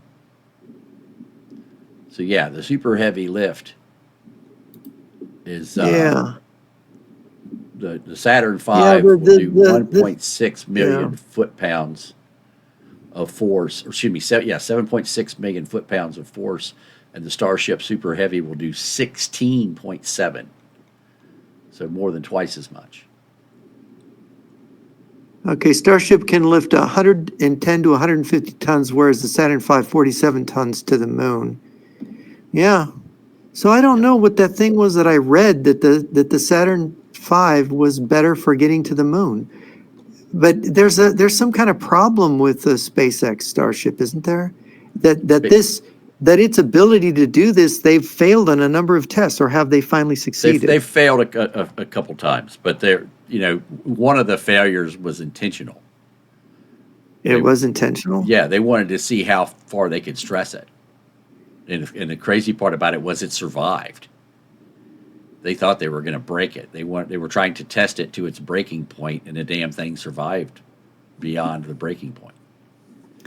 It did have some bent fins and stuff on it when it came back, but because I follow those because they launch them just south of me. Yeah, because I thought that it was that they were really having trouble getting the Starship to work. Has it now succeeded in its tests? It's getting better every time they go up. They've only had, I think recently they've only had one failure. I thought they had multiple failures. No, I said recently. They had one previously, recently. but recently they've only had one. So they've had multiple successful launches and then another failure, but they're getting better at it. So Starship is 10 meters taller, but 1 meter smaller in diameter than the Saturn V? I thought it was more than 10 meters taller, but I think it's... when I saw I saw a picture of and the it's heavier than the Saturn V by more than 100 tons, right? yes, I know it's heavier, Yeah. but Interesting. Yeah, I don't know. It was I'd read something about it a while back and was wondering, in the cost of this. This is one of the things, is the inexpensiveness of Elon Musk's rockets for putting things in low Earth orbit has revolutionized space communications, and has put the Russians really into the shade. And the Russians are just a distant third in the space race, maybe even not third. Is that your understanding? I'm sorry, I was doing something. Say that again. The Russians are a distant third in the space race now, behind China and the U.S. in terms of their ability to put tonnage into space. I think it's just with what Elon Musk has done, I think he's literally he's priced them out of business, for lack of a better phrase. And the Chinese are being priced out of business now too. Yeah. He's reduced the cost so much. I mean, what was it you were telling me? He's got it down to, is it $250 per kilo? Is that right? It's some astronomically cheaper. I think it's 30 times cheaper for him. I heard a lecture by Greg, he's one of Elon Musk's. Autry. Greg Autry. I got a chance to meet him, and he said it's like 30 times cheaper for Elon Musk to launch something into orbit than the Chinese can, and the Chinese are complaining. And the Chinese had the cheapest before that launch. Chinese. Have you seen a Chinese space launch before? Have you ever been? Have you ever had the privilege of witnessing that? No, God is no, right. I haven't. Their rockets, they fall back to Earth, and they usually fall in like a neighborhood somewhere. Yeah, some and province. kill people. Yep. Yeah. That's crazy. Yep. It's just it's so god awful just to watch it. I mean, it's painful to watch. Yeah, it. I actually broadcast them live when they do it, and I'm going. And my joke is, which town is the rocket booster going to land on this time? Which province is going to be up in flames? So I did a side by side. I did a side by side comparison here, and I'll show it to you guys. So and the Saturn V is more powerful per engine, but a Saturn V only has 5 engines, and the Super Heavy has 33. Oh, that was it. Yes. They can't. That's what it was. Now I'm remembering the Saturn V. We do not have the secret of building an engine that has an individual engine that has the thrust of a Saturn V. That's what we can't do anymore. So you're right. It's 10.4 meters taller. Yeah. The diameter is a little smaller on the Starship. Liftoff mass, it's almost twice as heavy. The Starship is 78% heavier at liftoff. The thrust, and there is a danger with having the danger of having all those rocket motors is that they expect some of them to fail on the launch, don't they? Yeah. 10% That's sort of fail, built in, from what I understand. Yeah, and No it effect. seems very risky. Yeah. To not having one reliable engine that can give you the thrust. Yeah. But isn't it the case that we don't know how to make the metal anymore strong enough to withstand the heat of that kind of engine, right? I don't know that. I don't know the answer to that. It's something like that.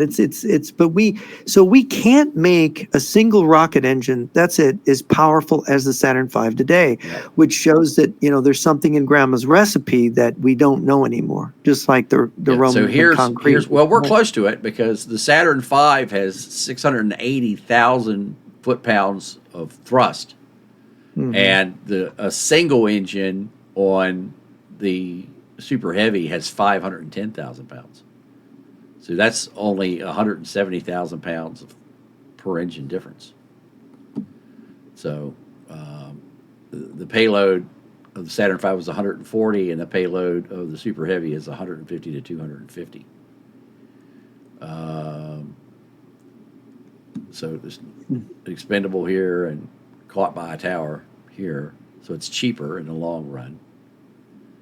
So, and they've only had one failure. Oh, I thought they'd had more than that. Nope, only one. They've had 6 launches with one failure of the Super Heavy. They've had other failures on their rockets, but not on the Super Heavy. Now that we're on the subject of the moon, and the question of the race with China to the moon, and of course the Indians are claiming, and it's doubted, that they have spotted ice in craters in the south pole of the moon, where they're looking for the potential of gathering helium-3, which is an ideal fusion fuel, because helium-3 is produced by the sun and it rains down on all the planets, but the Earth's atmosphere destroys it, so it never reaches the ground. But it's been collecting for billions of years on the moon, and then we can go there and harvest this stuff and bring it back to the Earth, and it can fuel all of our power plants in the future when we have fusion. I know some physicists who don't think this is going to work out. What is your thinking on this, Lee? Is this a future pathway to the energy of the future? I don't think I'll see it in my lifetime. Greg Autry thinks it's coming in a matter of years, that fusion is only several years away. I don't think so. Interesting. Because we haven't been to the moon since the 60s. Yeah. Okay, we're coming up.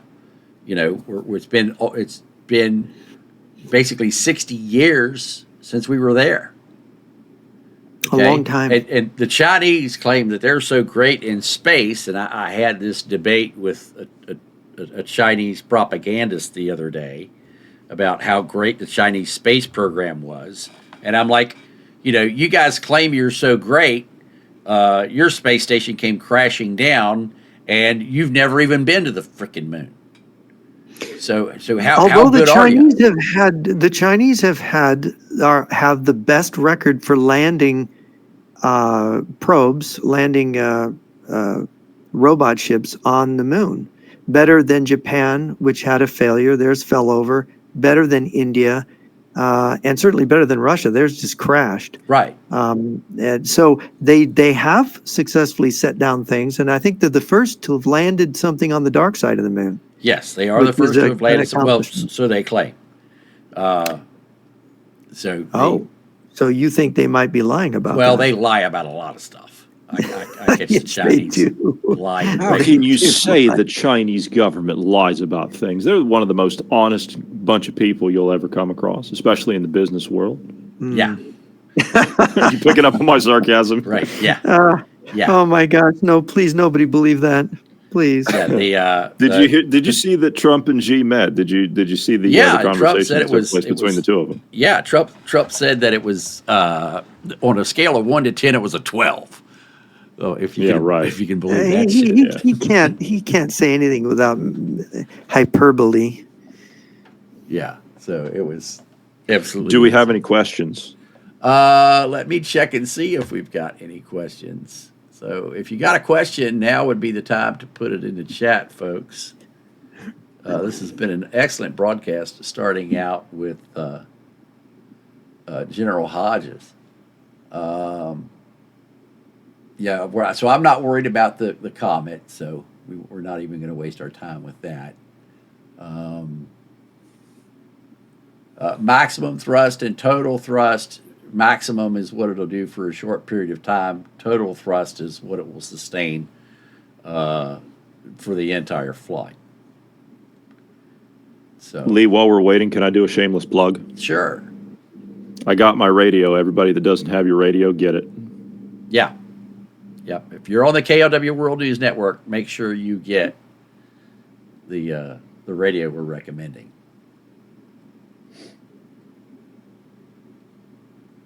Dakota wants to know where I saw that the Russians have built over 300 or 3,000 T-90s over the past 2 years. I can't remember who it was, but it was a U.S. military analyst and had the evidence to back it up. That was 4 months ago. Actually, maybe a little longer ago than that.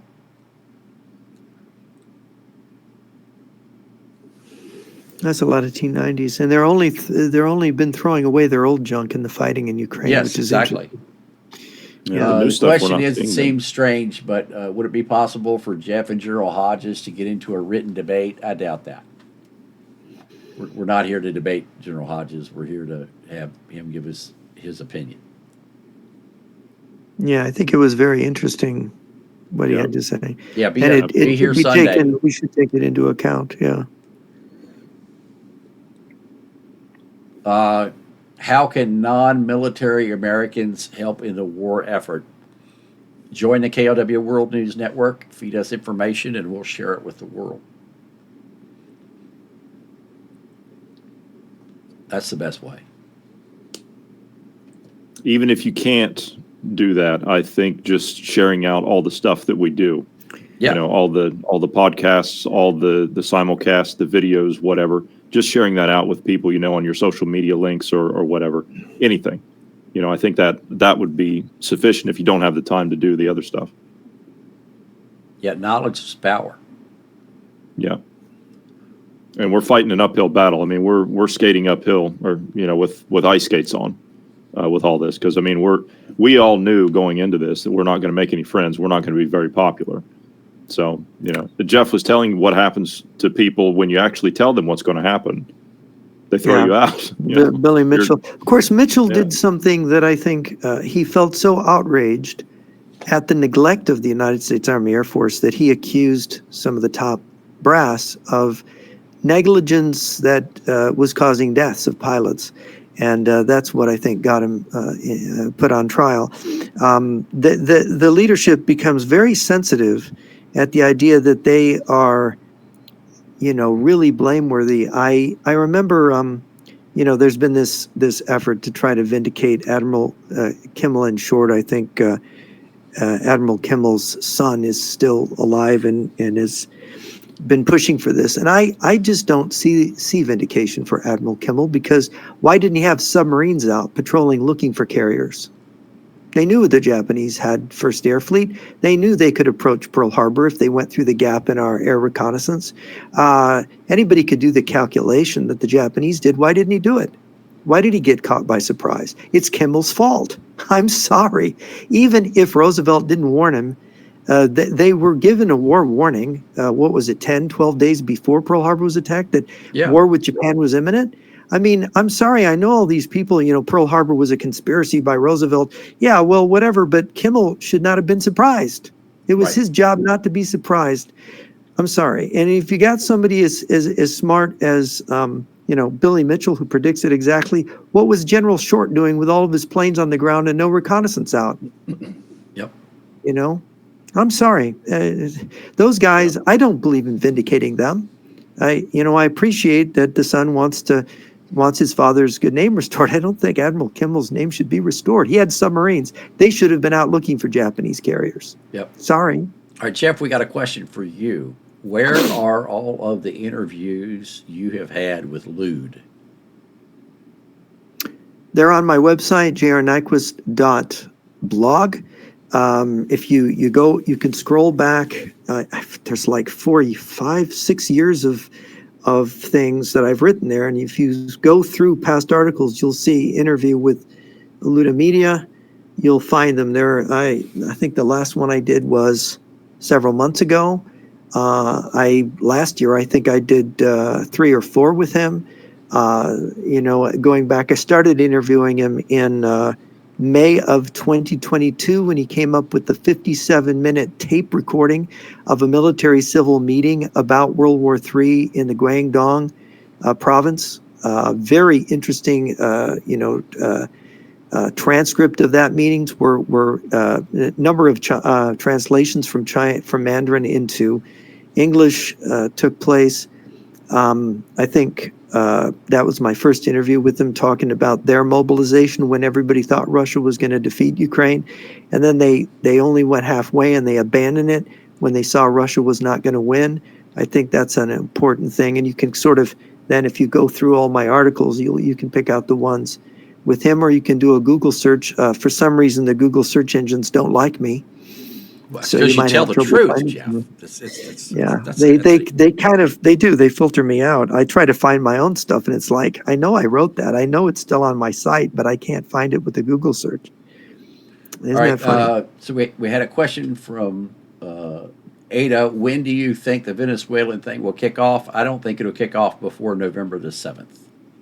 I think that the Ford will have to be within range before anything transpires. Is it? Hold on a second. You said November the 7th. So okay. So given the position of the Gerald Ford, which it's currently, I think it's in the Med on its way back. Yeah. So it hasn't crossed the pond yet. Right. But are you also taking the upcoming election into account? Because that's on the 5th, I believe. No. No. Okay. Just up. Oh, what about Putin's birthday on the 7th? Huh? He's October. That's October 7th. Oh, he's October 7th. Yeah. Sorry. Yes, you're right. He's October 7th. So another question is, how convinced are you of the secret speech of Chi Houghton? Chi Hao Chen. Yeah. And that's for me, I assume. Yes.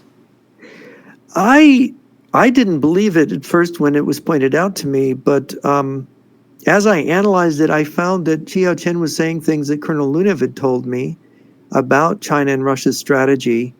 And as I reread the speech over and over again, I began to suspect it was true.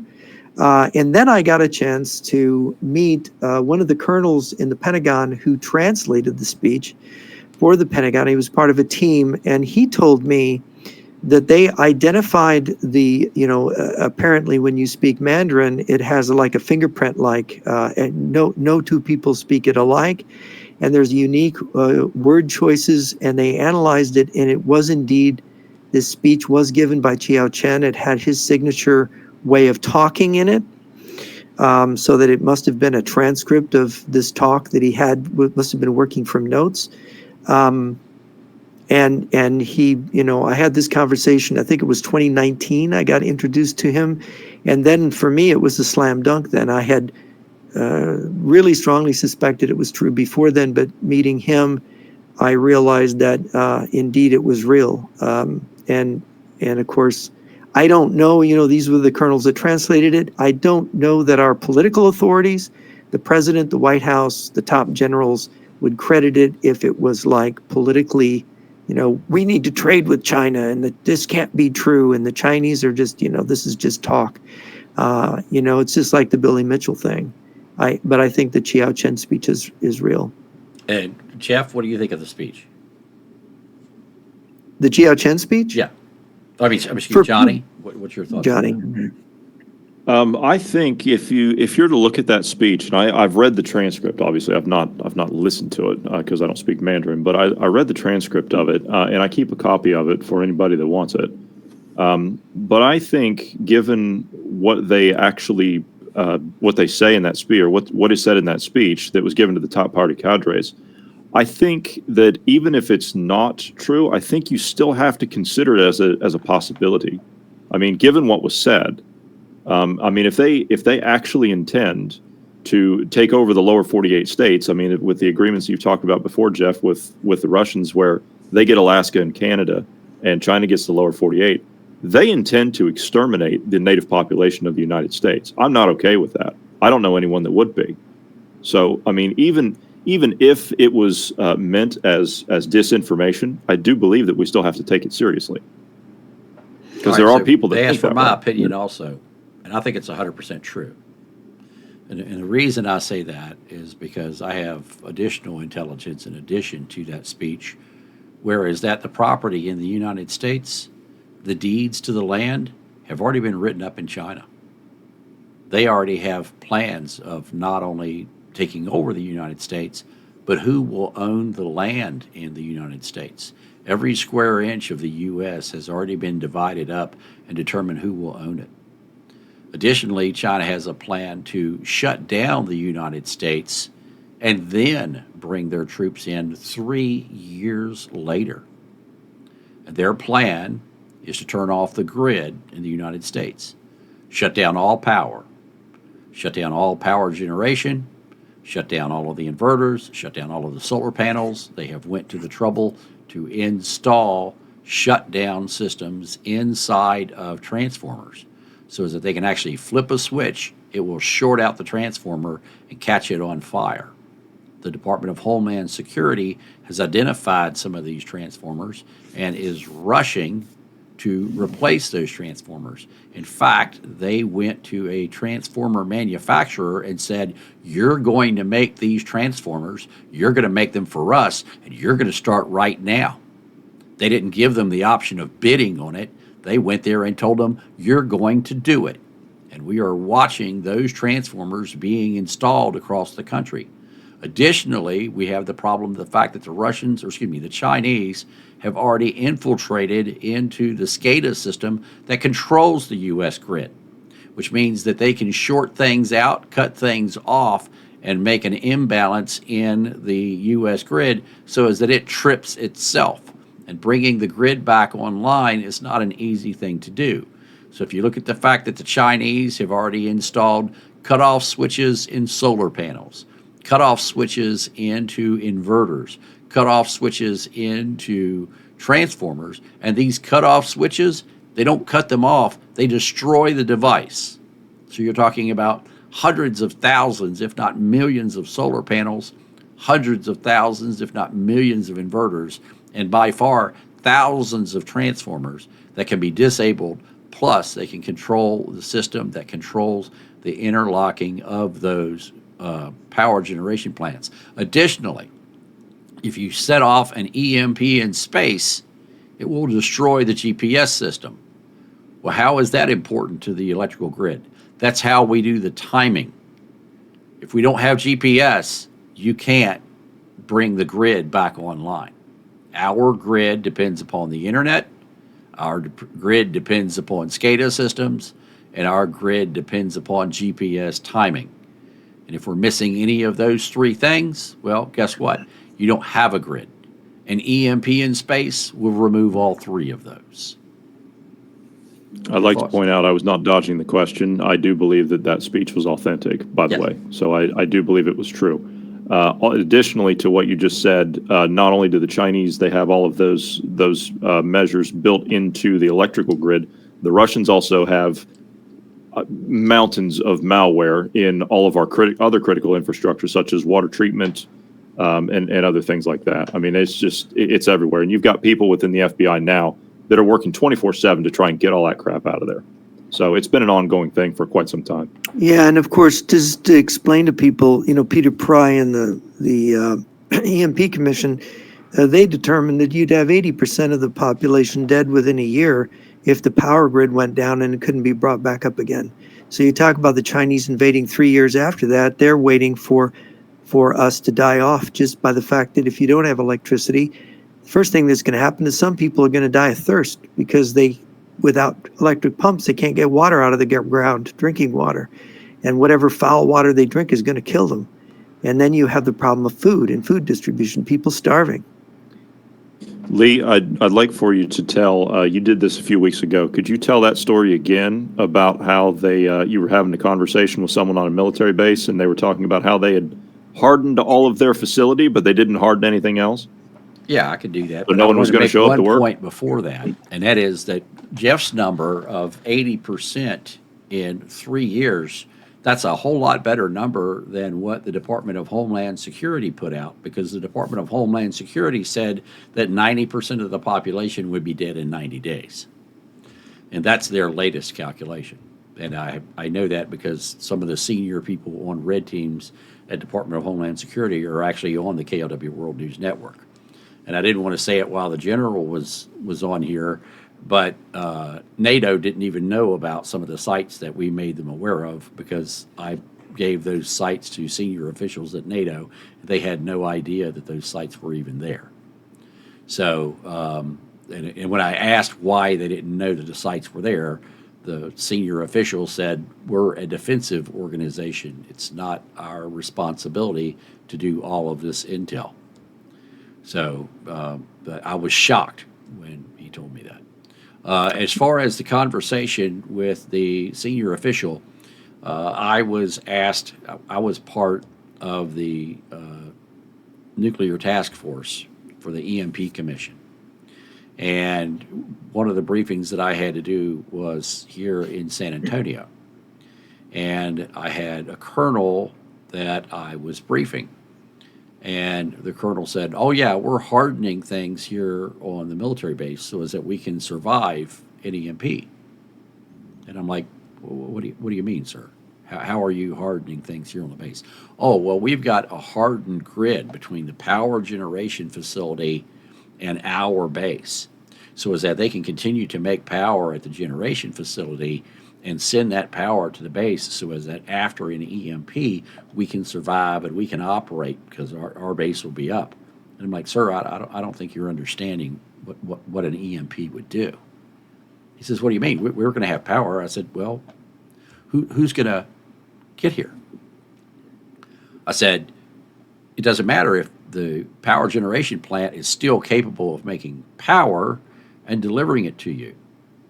Nobody's alarm clock is going to go off at 5 o'clock in the morning to wake them up to tell them to come to work, because nobody else is going to have power. I said, in addition to that, nobody's car is going to start. In addition, they're not going to be able to make coffee. They're not going to be able to drive. They're not going to be able to go to a gas station and get fuel, because the gas stations won't be open. None of the fuel pumps will be on. I said, as far as you deploying out and helping anybody, how are you going to do that? Not a single one of the trucks that you have out there in that parking lot is going to start. That impact card that you carry to buy the gas, that's not going to work because that's authorized through a satellite. The gas stations that you're going to go to aren't going to be open because they don't have any power. The computers that run those gas pumps, well, they won't work even if you give them power because there's been an EMP. I said, so the only thing you're going to be able to do is keep the lights on here at the base for a short period of time. I said, the power generation plant that's providing the power to you, where are they going to get their fuel? Do you think the locomotives that bring that coal down to that plant are going to be able to bring more coal? No. Do you think the conveyor belts that provide the coal into the furnaces is going to work? No. None of that's going to work. So to think that by replacing a few transformers between here and the power plant is going to be able to make this base stay online, no, you've missed the point, sir. There's a lot more to it than that. And I said, you're going to be in the dark just like the rest of us. You may stay on for a few more hours or a few more days, but a week after the EMP, you're going to be in the dark just like everybody else is. And then he said after that briefing that he thought this was all science fiction until I explained it all to him. And that was the same, I worked with Peter Pry on that. So Yeah, Peter was very worried about this. yeah. Very worried.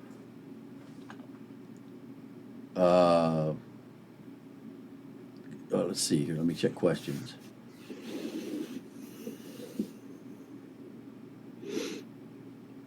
I've been looking at that, Kevin, but I haven't seen anything. I mean, there's people that are talking about what's going on at the CCP base on Prince Edward Island, Canada.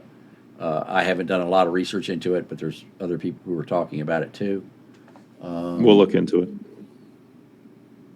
Yes, there are commercially available solar panels and batteries without Chinese components. In fact, one of our members posted that on the network the other day. That's another great reason to be on the KLW World News Network. Just go to another shameless plug. Go to klwworldnews.com and get signed up. The great part about being on the KLW World News Network is the fact that these two gentlemen you see on your screen right there, along with this guy, well, we're all on the KLW World News Network as well. And you guys have been on it now for a week. What's your thoughts? Or 2 weeks? What do you guys think of the network as far as the communications capabilities? The capabilities are good. I think it's I like the push to talk feature because I mean it reminds me of Nextel from many years ago. I mean when I was in the States, Nextel was how we got things done, and unfortunately Nextel went away and push to talk really never got outside of the realm of I guess just business stuff. So I mean it's good to have that feature back, and you and I can the three of us can communicate at an instant now without having to worry about the rest of it. Jeff, you've tried it a couple times. Yeah, it's good three-way communication. If some emergency happens, we can be informed immediately. Yep, instantaneous notification. So folks, go to klwworldnews.com, get signed up there, VIP, Platinum, or Gold. Also, we're having a class this Sunday at 3 p.m. Central. We're doing radio communications. I've got the radio right here. This is the KLW World News HFGCS system. It allows us to talk around the world even after an EMP. We are the only news information organization in the world that has this. The only other people that have this is NATO and the U.S. military. So other questions here.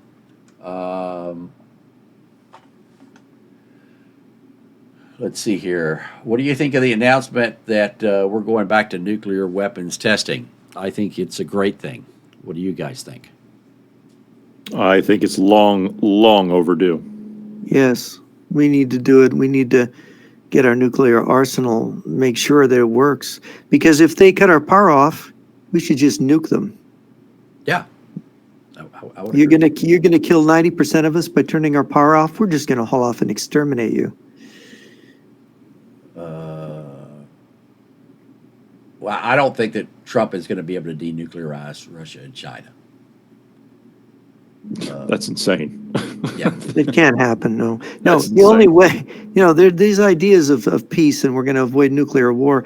Let's get used to the idea that human beings are bad and they're going to use their weapons. I think it's essential on that point. It's essential for people to understand, and Jeff, you can corroborate this. If you go back and you read the Soviet literature that you were talking about, like Sokolovsky and Skurdu and what's the other one? Sidorenko. Sidorenko, yeah. If you read these and you understand about their way of doing things, nuclear war to the Russians is a tactic. We look at it as the end of the world, mutually assured destruction, and all the rest of it. The Russians look at it as a tactic, and it is a winnable tactic, as you were explaining earlier. It's added into the combined armies and the way that they do fighting. I mean, if you go through and you read even some of these books after Sokolovsky, if you read the book Soviet Military Strategy in Europe by Joe Douglas, if you read that book, I think it's available in a PDF form online. You can get it for free. I think we've made that available on the Internet Archive for people. If you read that and you read about how and it just sounds so crazy to someone with a Western mind. Mm. If you read about how these nuclear weapons are used, these tactical nuclear weapons are used on the battlefield, and they're detonated to blast holes in the enemy's defenses, and then the Russian soldiers are to move through that radiation. This is what they're expected to do. Yeah. So we don't even have the right mind to be able to comprehend such things, because we would not do this. This is the fundamental difference. And what General Hodges was talking about is, and he's absolutely right, is he's made the mistake several times, and so have I, and I'm sure others have too, is the mistake that we make of mirror image. Because they look like us, we think that they think like us, and they do not at all. Yeah, it's 1999. I was preparing to give a talk before a group of retired national security officials in Washington with Colonel Stanislav Lunev, and we were meeting beforehand, before our presentations. And I told him, I said, Stan, none of these people believe that nuclear weapons are really meant to be used, that a nuclear weapon sits on the top of its missile in its silo, and it is effective just being that. And he seemed rather surprised. What do you mean that they don't mean that?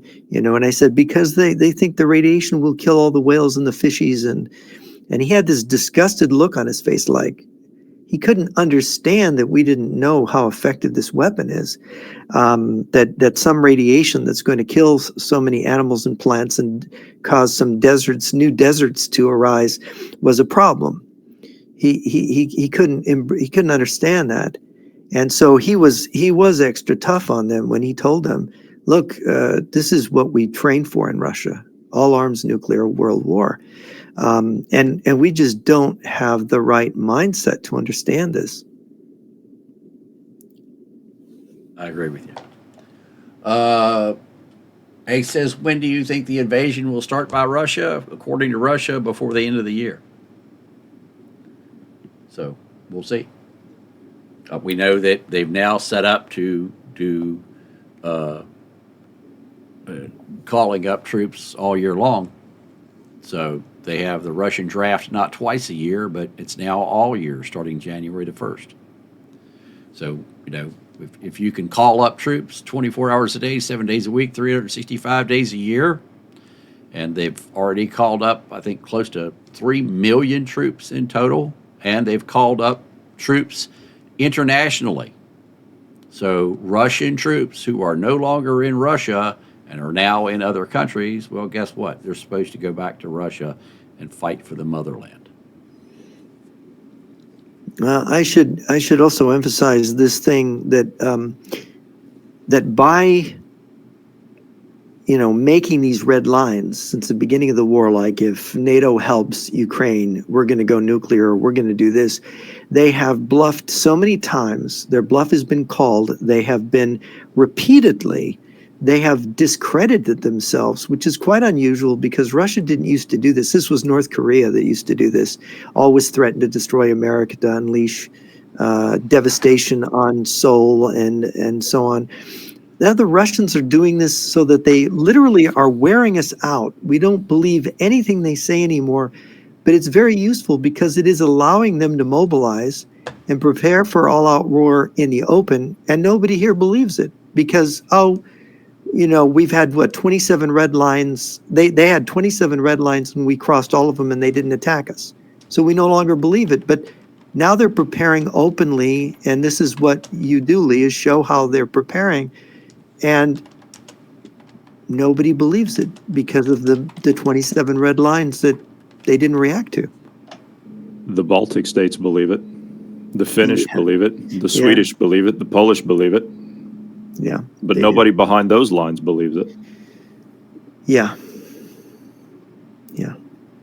And to begin with, this is our prejudice. We don't believe nuclear weapons are really serious weapons. And this is a problem because they are. If you read Soviet military strategy, Sokolovsky is editor, Marshal Sokolovsky, the best strategic mind in the Soviet Union, in the history of the Soviet Union, and under his leadership, it says the main decisive weapon of the next war, World War III, will be the strategic nuclear rocket weapon. That's a ballistic missile with a nuclear warhead, because of the speed at which it reaches the target and the way it destroys the target. That is why it's decisive.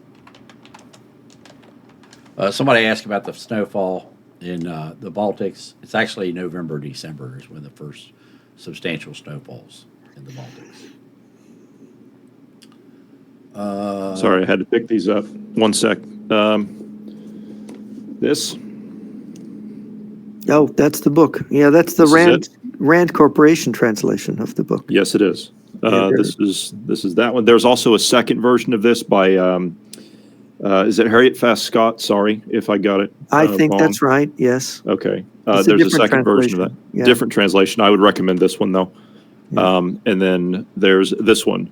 As I said, you could pick this up, and it's available on the Internet Archive. We put it up there for free for people to read. Yeah. But this is a great book as well. Soviet military strategy in Europe. Scary reading, but the logic is ironclad. You can't argue with it. Yep. This book, next to the other one I have, and I didn't grab it on the shelf behind me, Soviet Theater Nuclear Offensive, completely opened my eyes and completely changed, between that book and this book, changed how I look at nuclear warfare and how the Russians do things. There is a 2-volume work that Peter Pry wrote, The Nuclear Balance and Why It Matters. Volume 2 is Nuclear Wars, Exchanges and Outcomes. And it was a tremendous contribution because in Nuclear Wars, Exchanges and Outcomes, Peter goes through these myths that we believe about radiation and nuclear weapons. He basically cites authorities that nuclear winter is not real.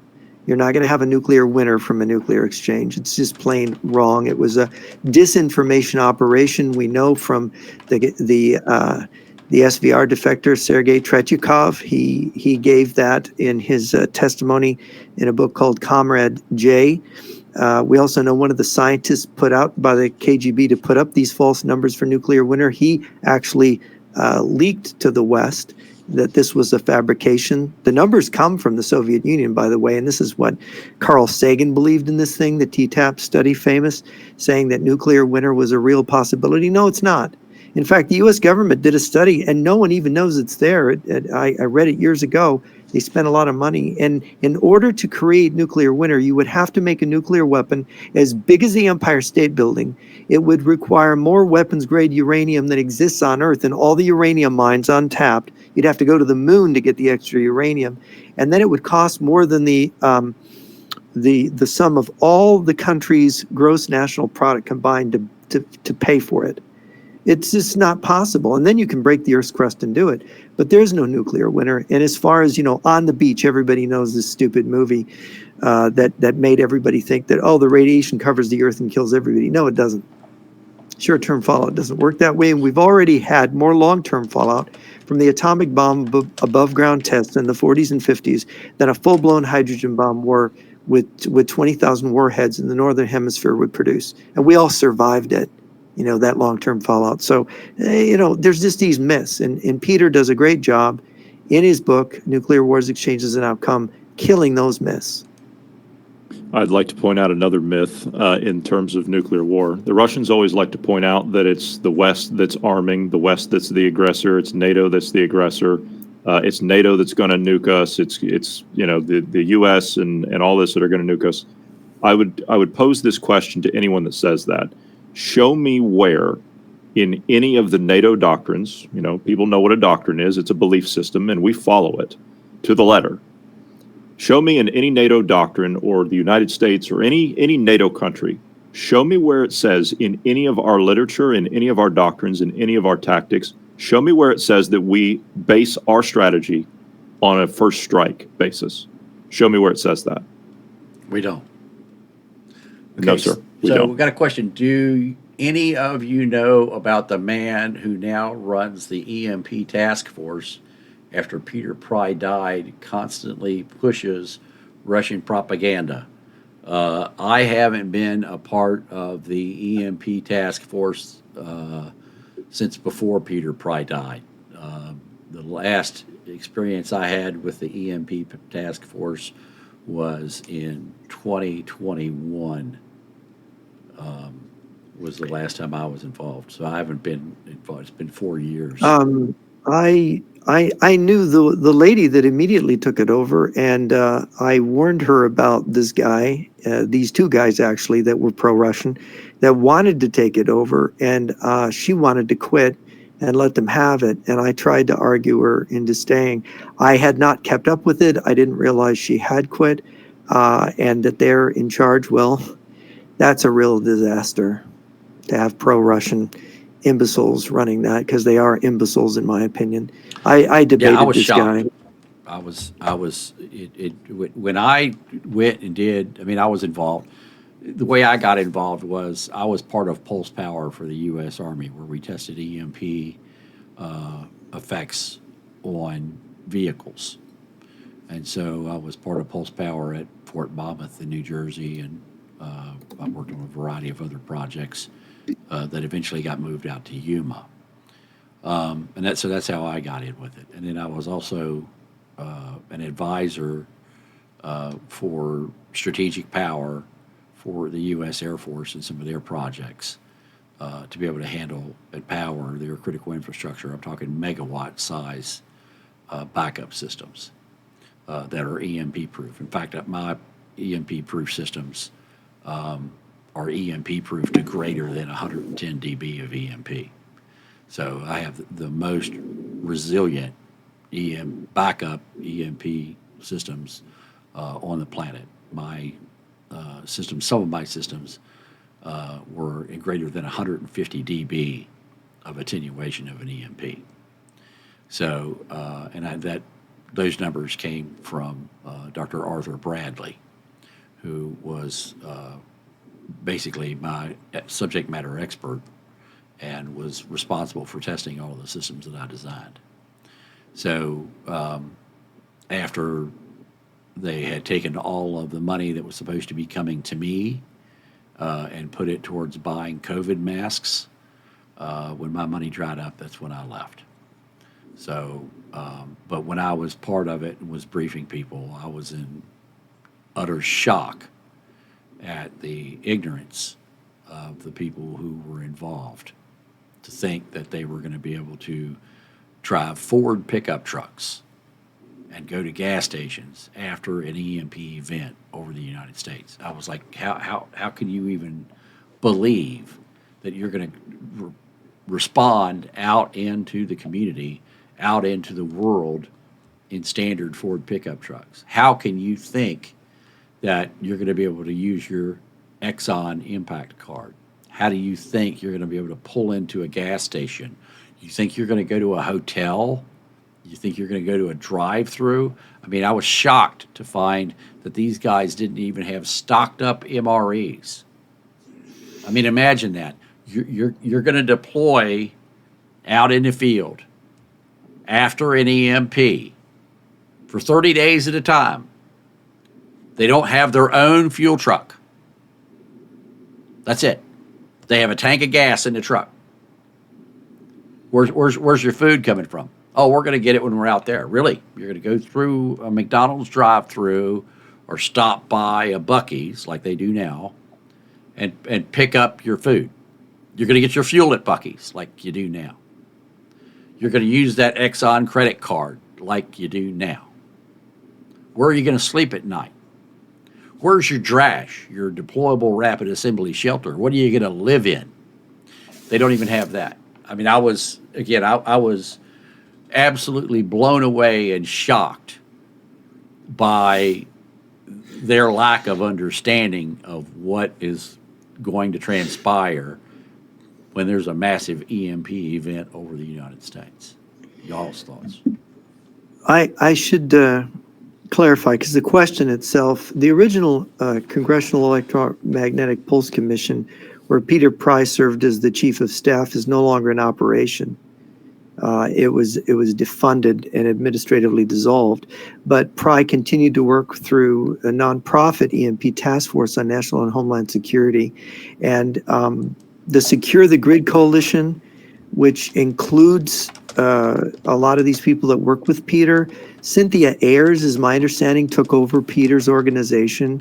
I don't know that she stepped down. I know that she was wanting to. So, it'd be interesting if the person could explain what they know about that. Is that what you're talking about, is Peter's nonprofit?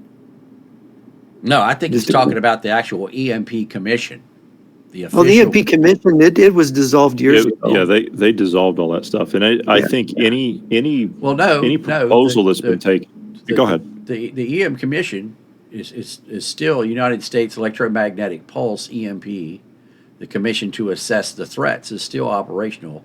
The director is Joan B. Woodard.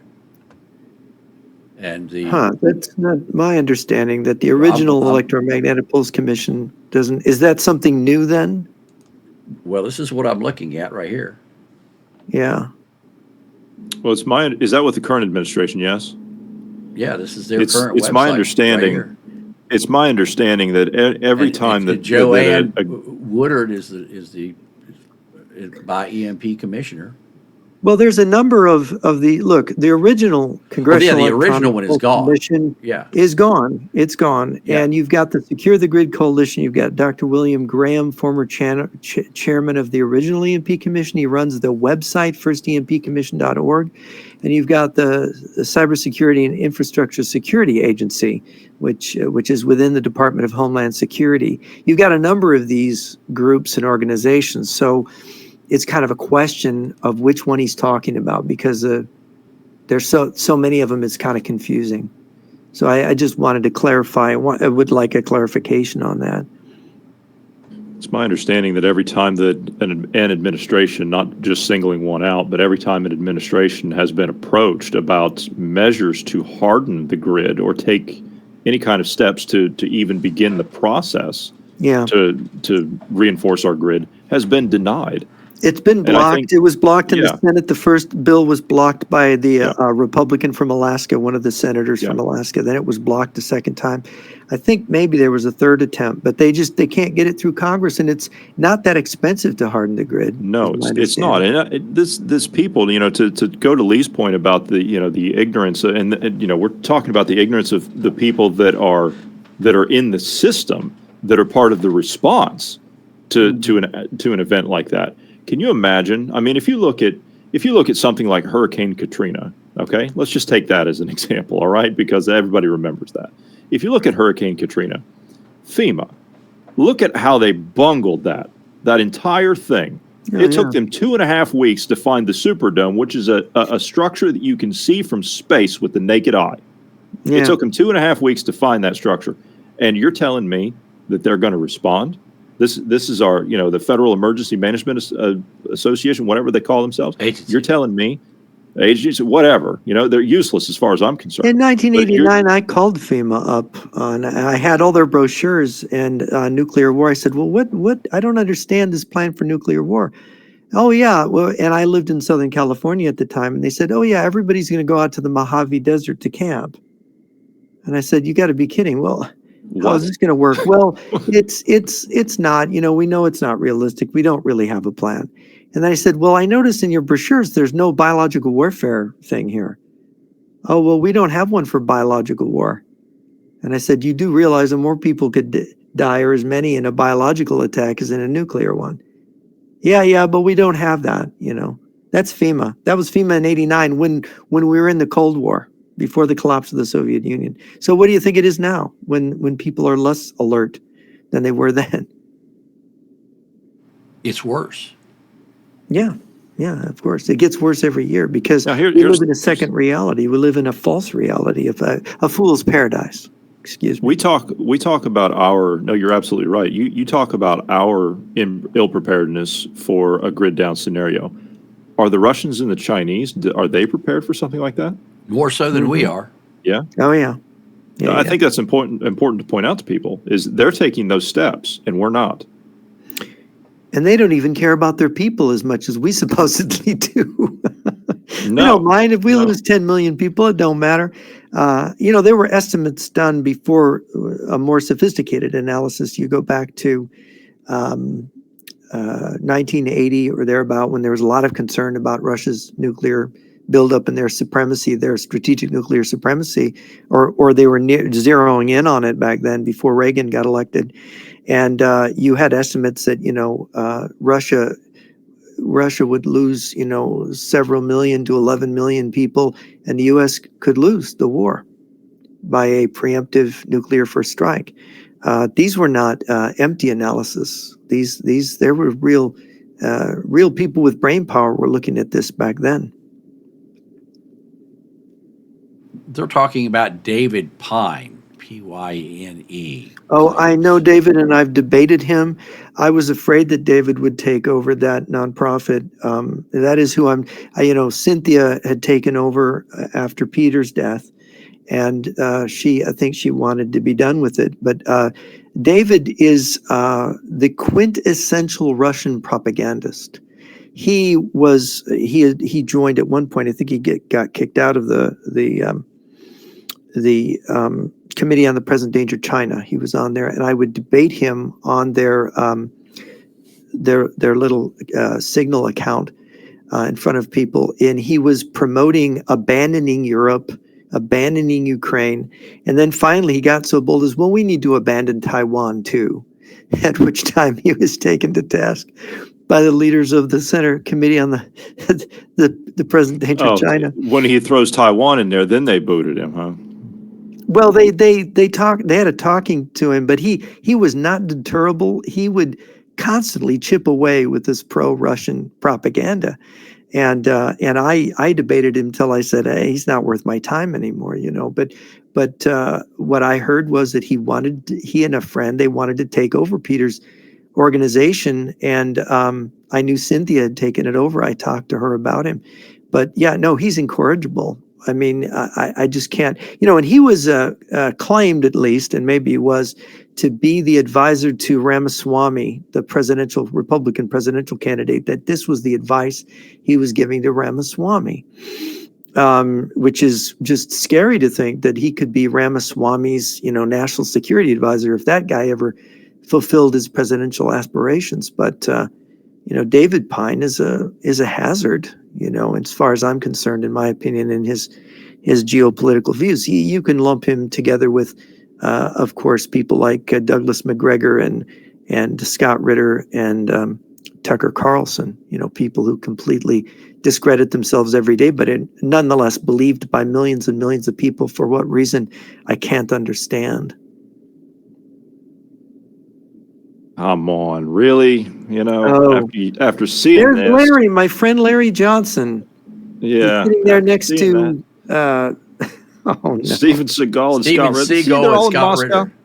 yeah, the They're Russian on show. Moscow the other night having cigars. Yeah. Yeah, Larry. I had violent argument with Larry on the phone years ago over Russia. Put that back up. I didn't have you full screen there, Joe. He was pro-Russian. Hang on, then, I'll put it up. I'll send. Yeah, hang on. No, these people, and of course they go to Russia, they get the nice cigars, they get the nice liquor, the Russians just to give you the time of your life. They'll tell you that they're going to give you the time of your life, and you be their friend, and they're going to treat you right, There you go. There you go. Yeah. So we've got Scott Ritter.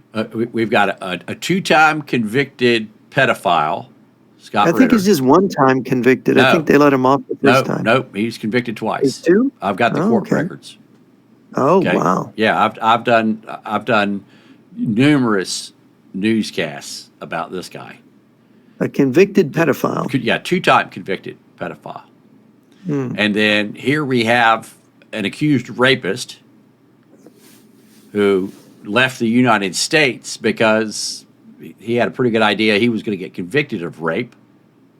And then this guy, which you guys are going to have to tell me about. Yeah, I know. Larry That's Larry Johnson Johnson. writes for Gateway Pundit, and he's very pro-Russian. He's former CIA, of course, and he's got the kind of thinking that goes with it, unfortunately. And he's friends with General Flynn's brother, I think, if I remember right. And it's a real shame that these people actually can be brought into line. But of course, the guys on the left and the right, they may have something that they really like to do that the Russians can help them with, Maybe. You think? Wow. Maybe. You guys need to read this. This was just sent to me by one of our members. China is building bunkers that allow them to fire missiles from inside of the bunkers. Nice. The links What about kind of this- missiles? Oops. I haven't read it yet, but let me copy it here for you.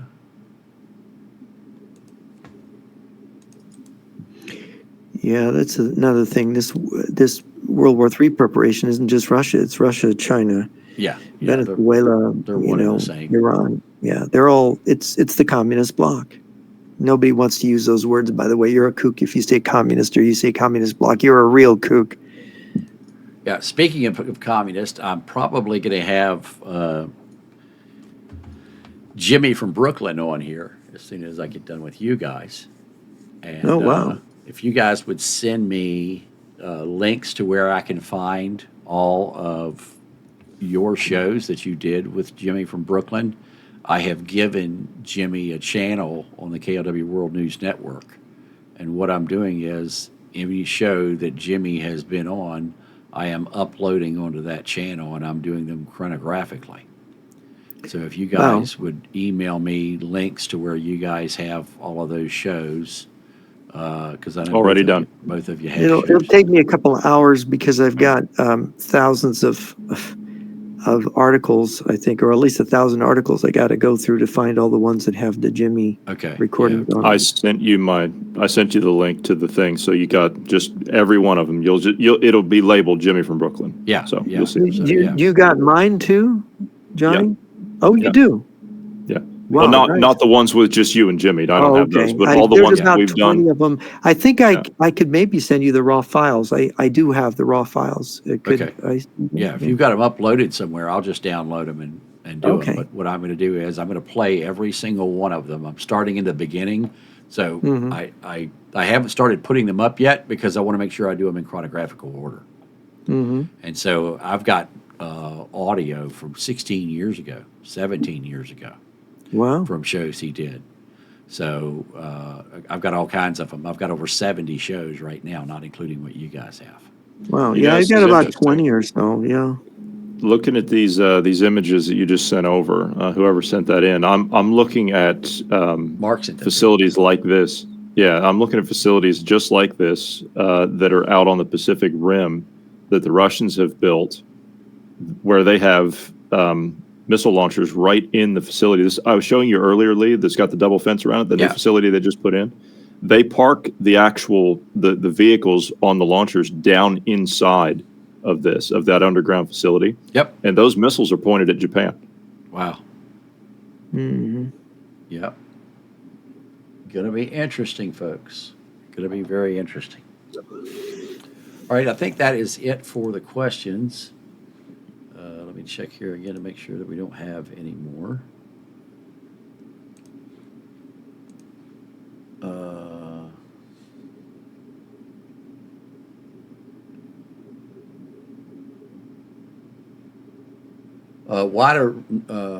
Why does Russia have nukes in Cuba? Because they can.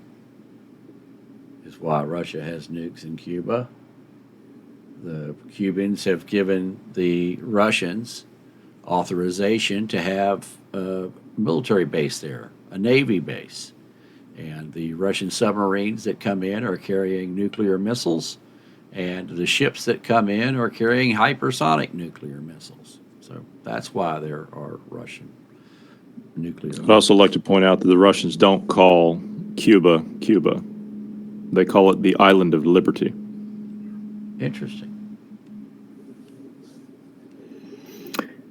That sounds like something right out of 1984 by George Orwell. It does. It does. And I believe I read it in Lunev's book. I believe they called it, during the Soviet days, they called it the Freedom Island, I think. Wow. All right. I'm Yeah, not wow, seeing- is right. I'm not seeing any more questions. You guys got any more comments before we round this out? No, No, I think it's been very been interesting. good. Yeah, it's been good. Yep, I agree. It's been an awesome broadcast. So I want to thank Jeff and Johnny for being here, and I want to thank General Ben Hodges for taking the time out of his busy schedule to be on the show with us today, and hope we can have him back again. So from all of us here at KLW World News, Jeff and Johnny, have a great day. That's all, folks.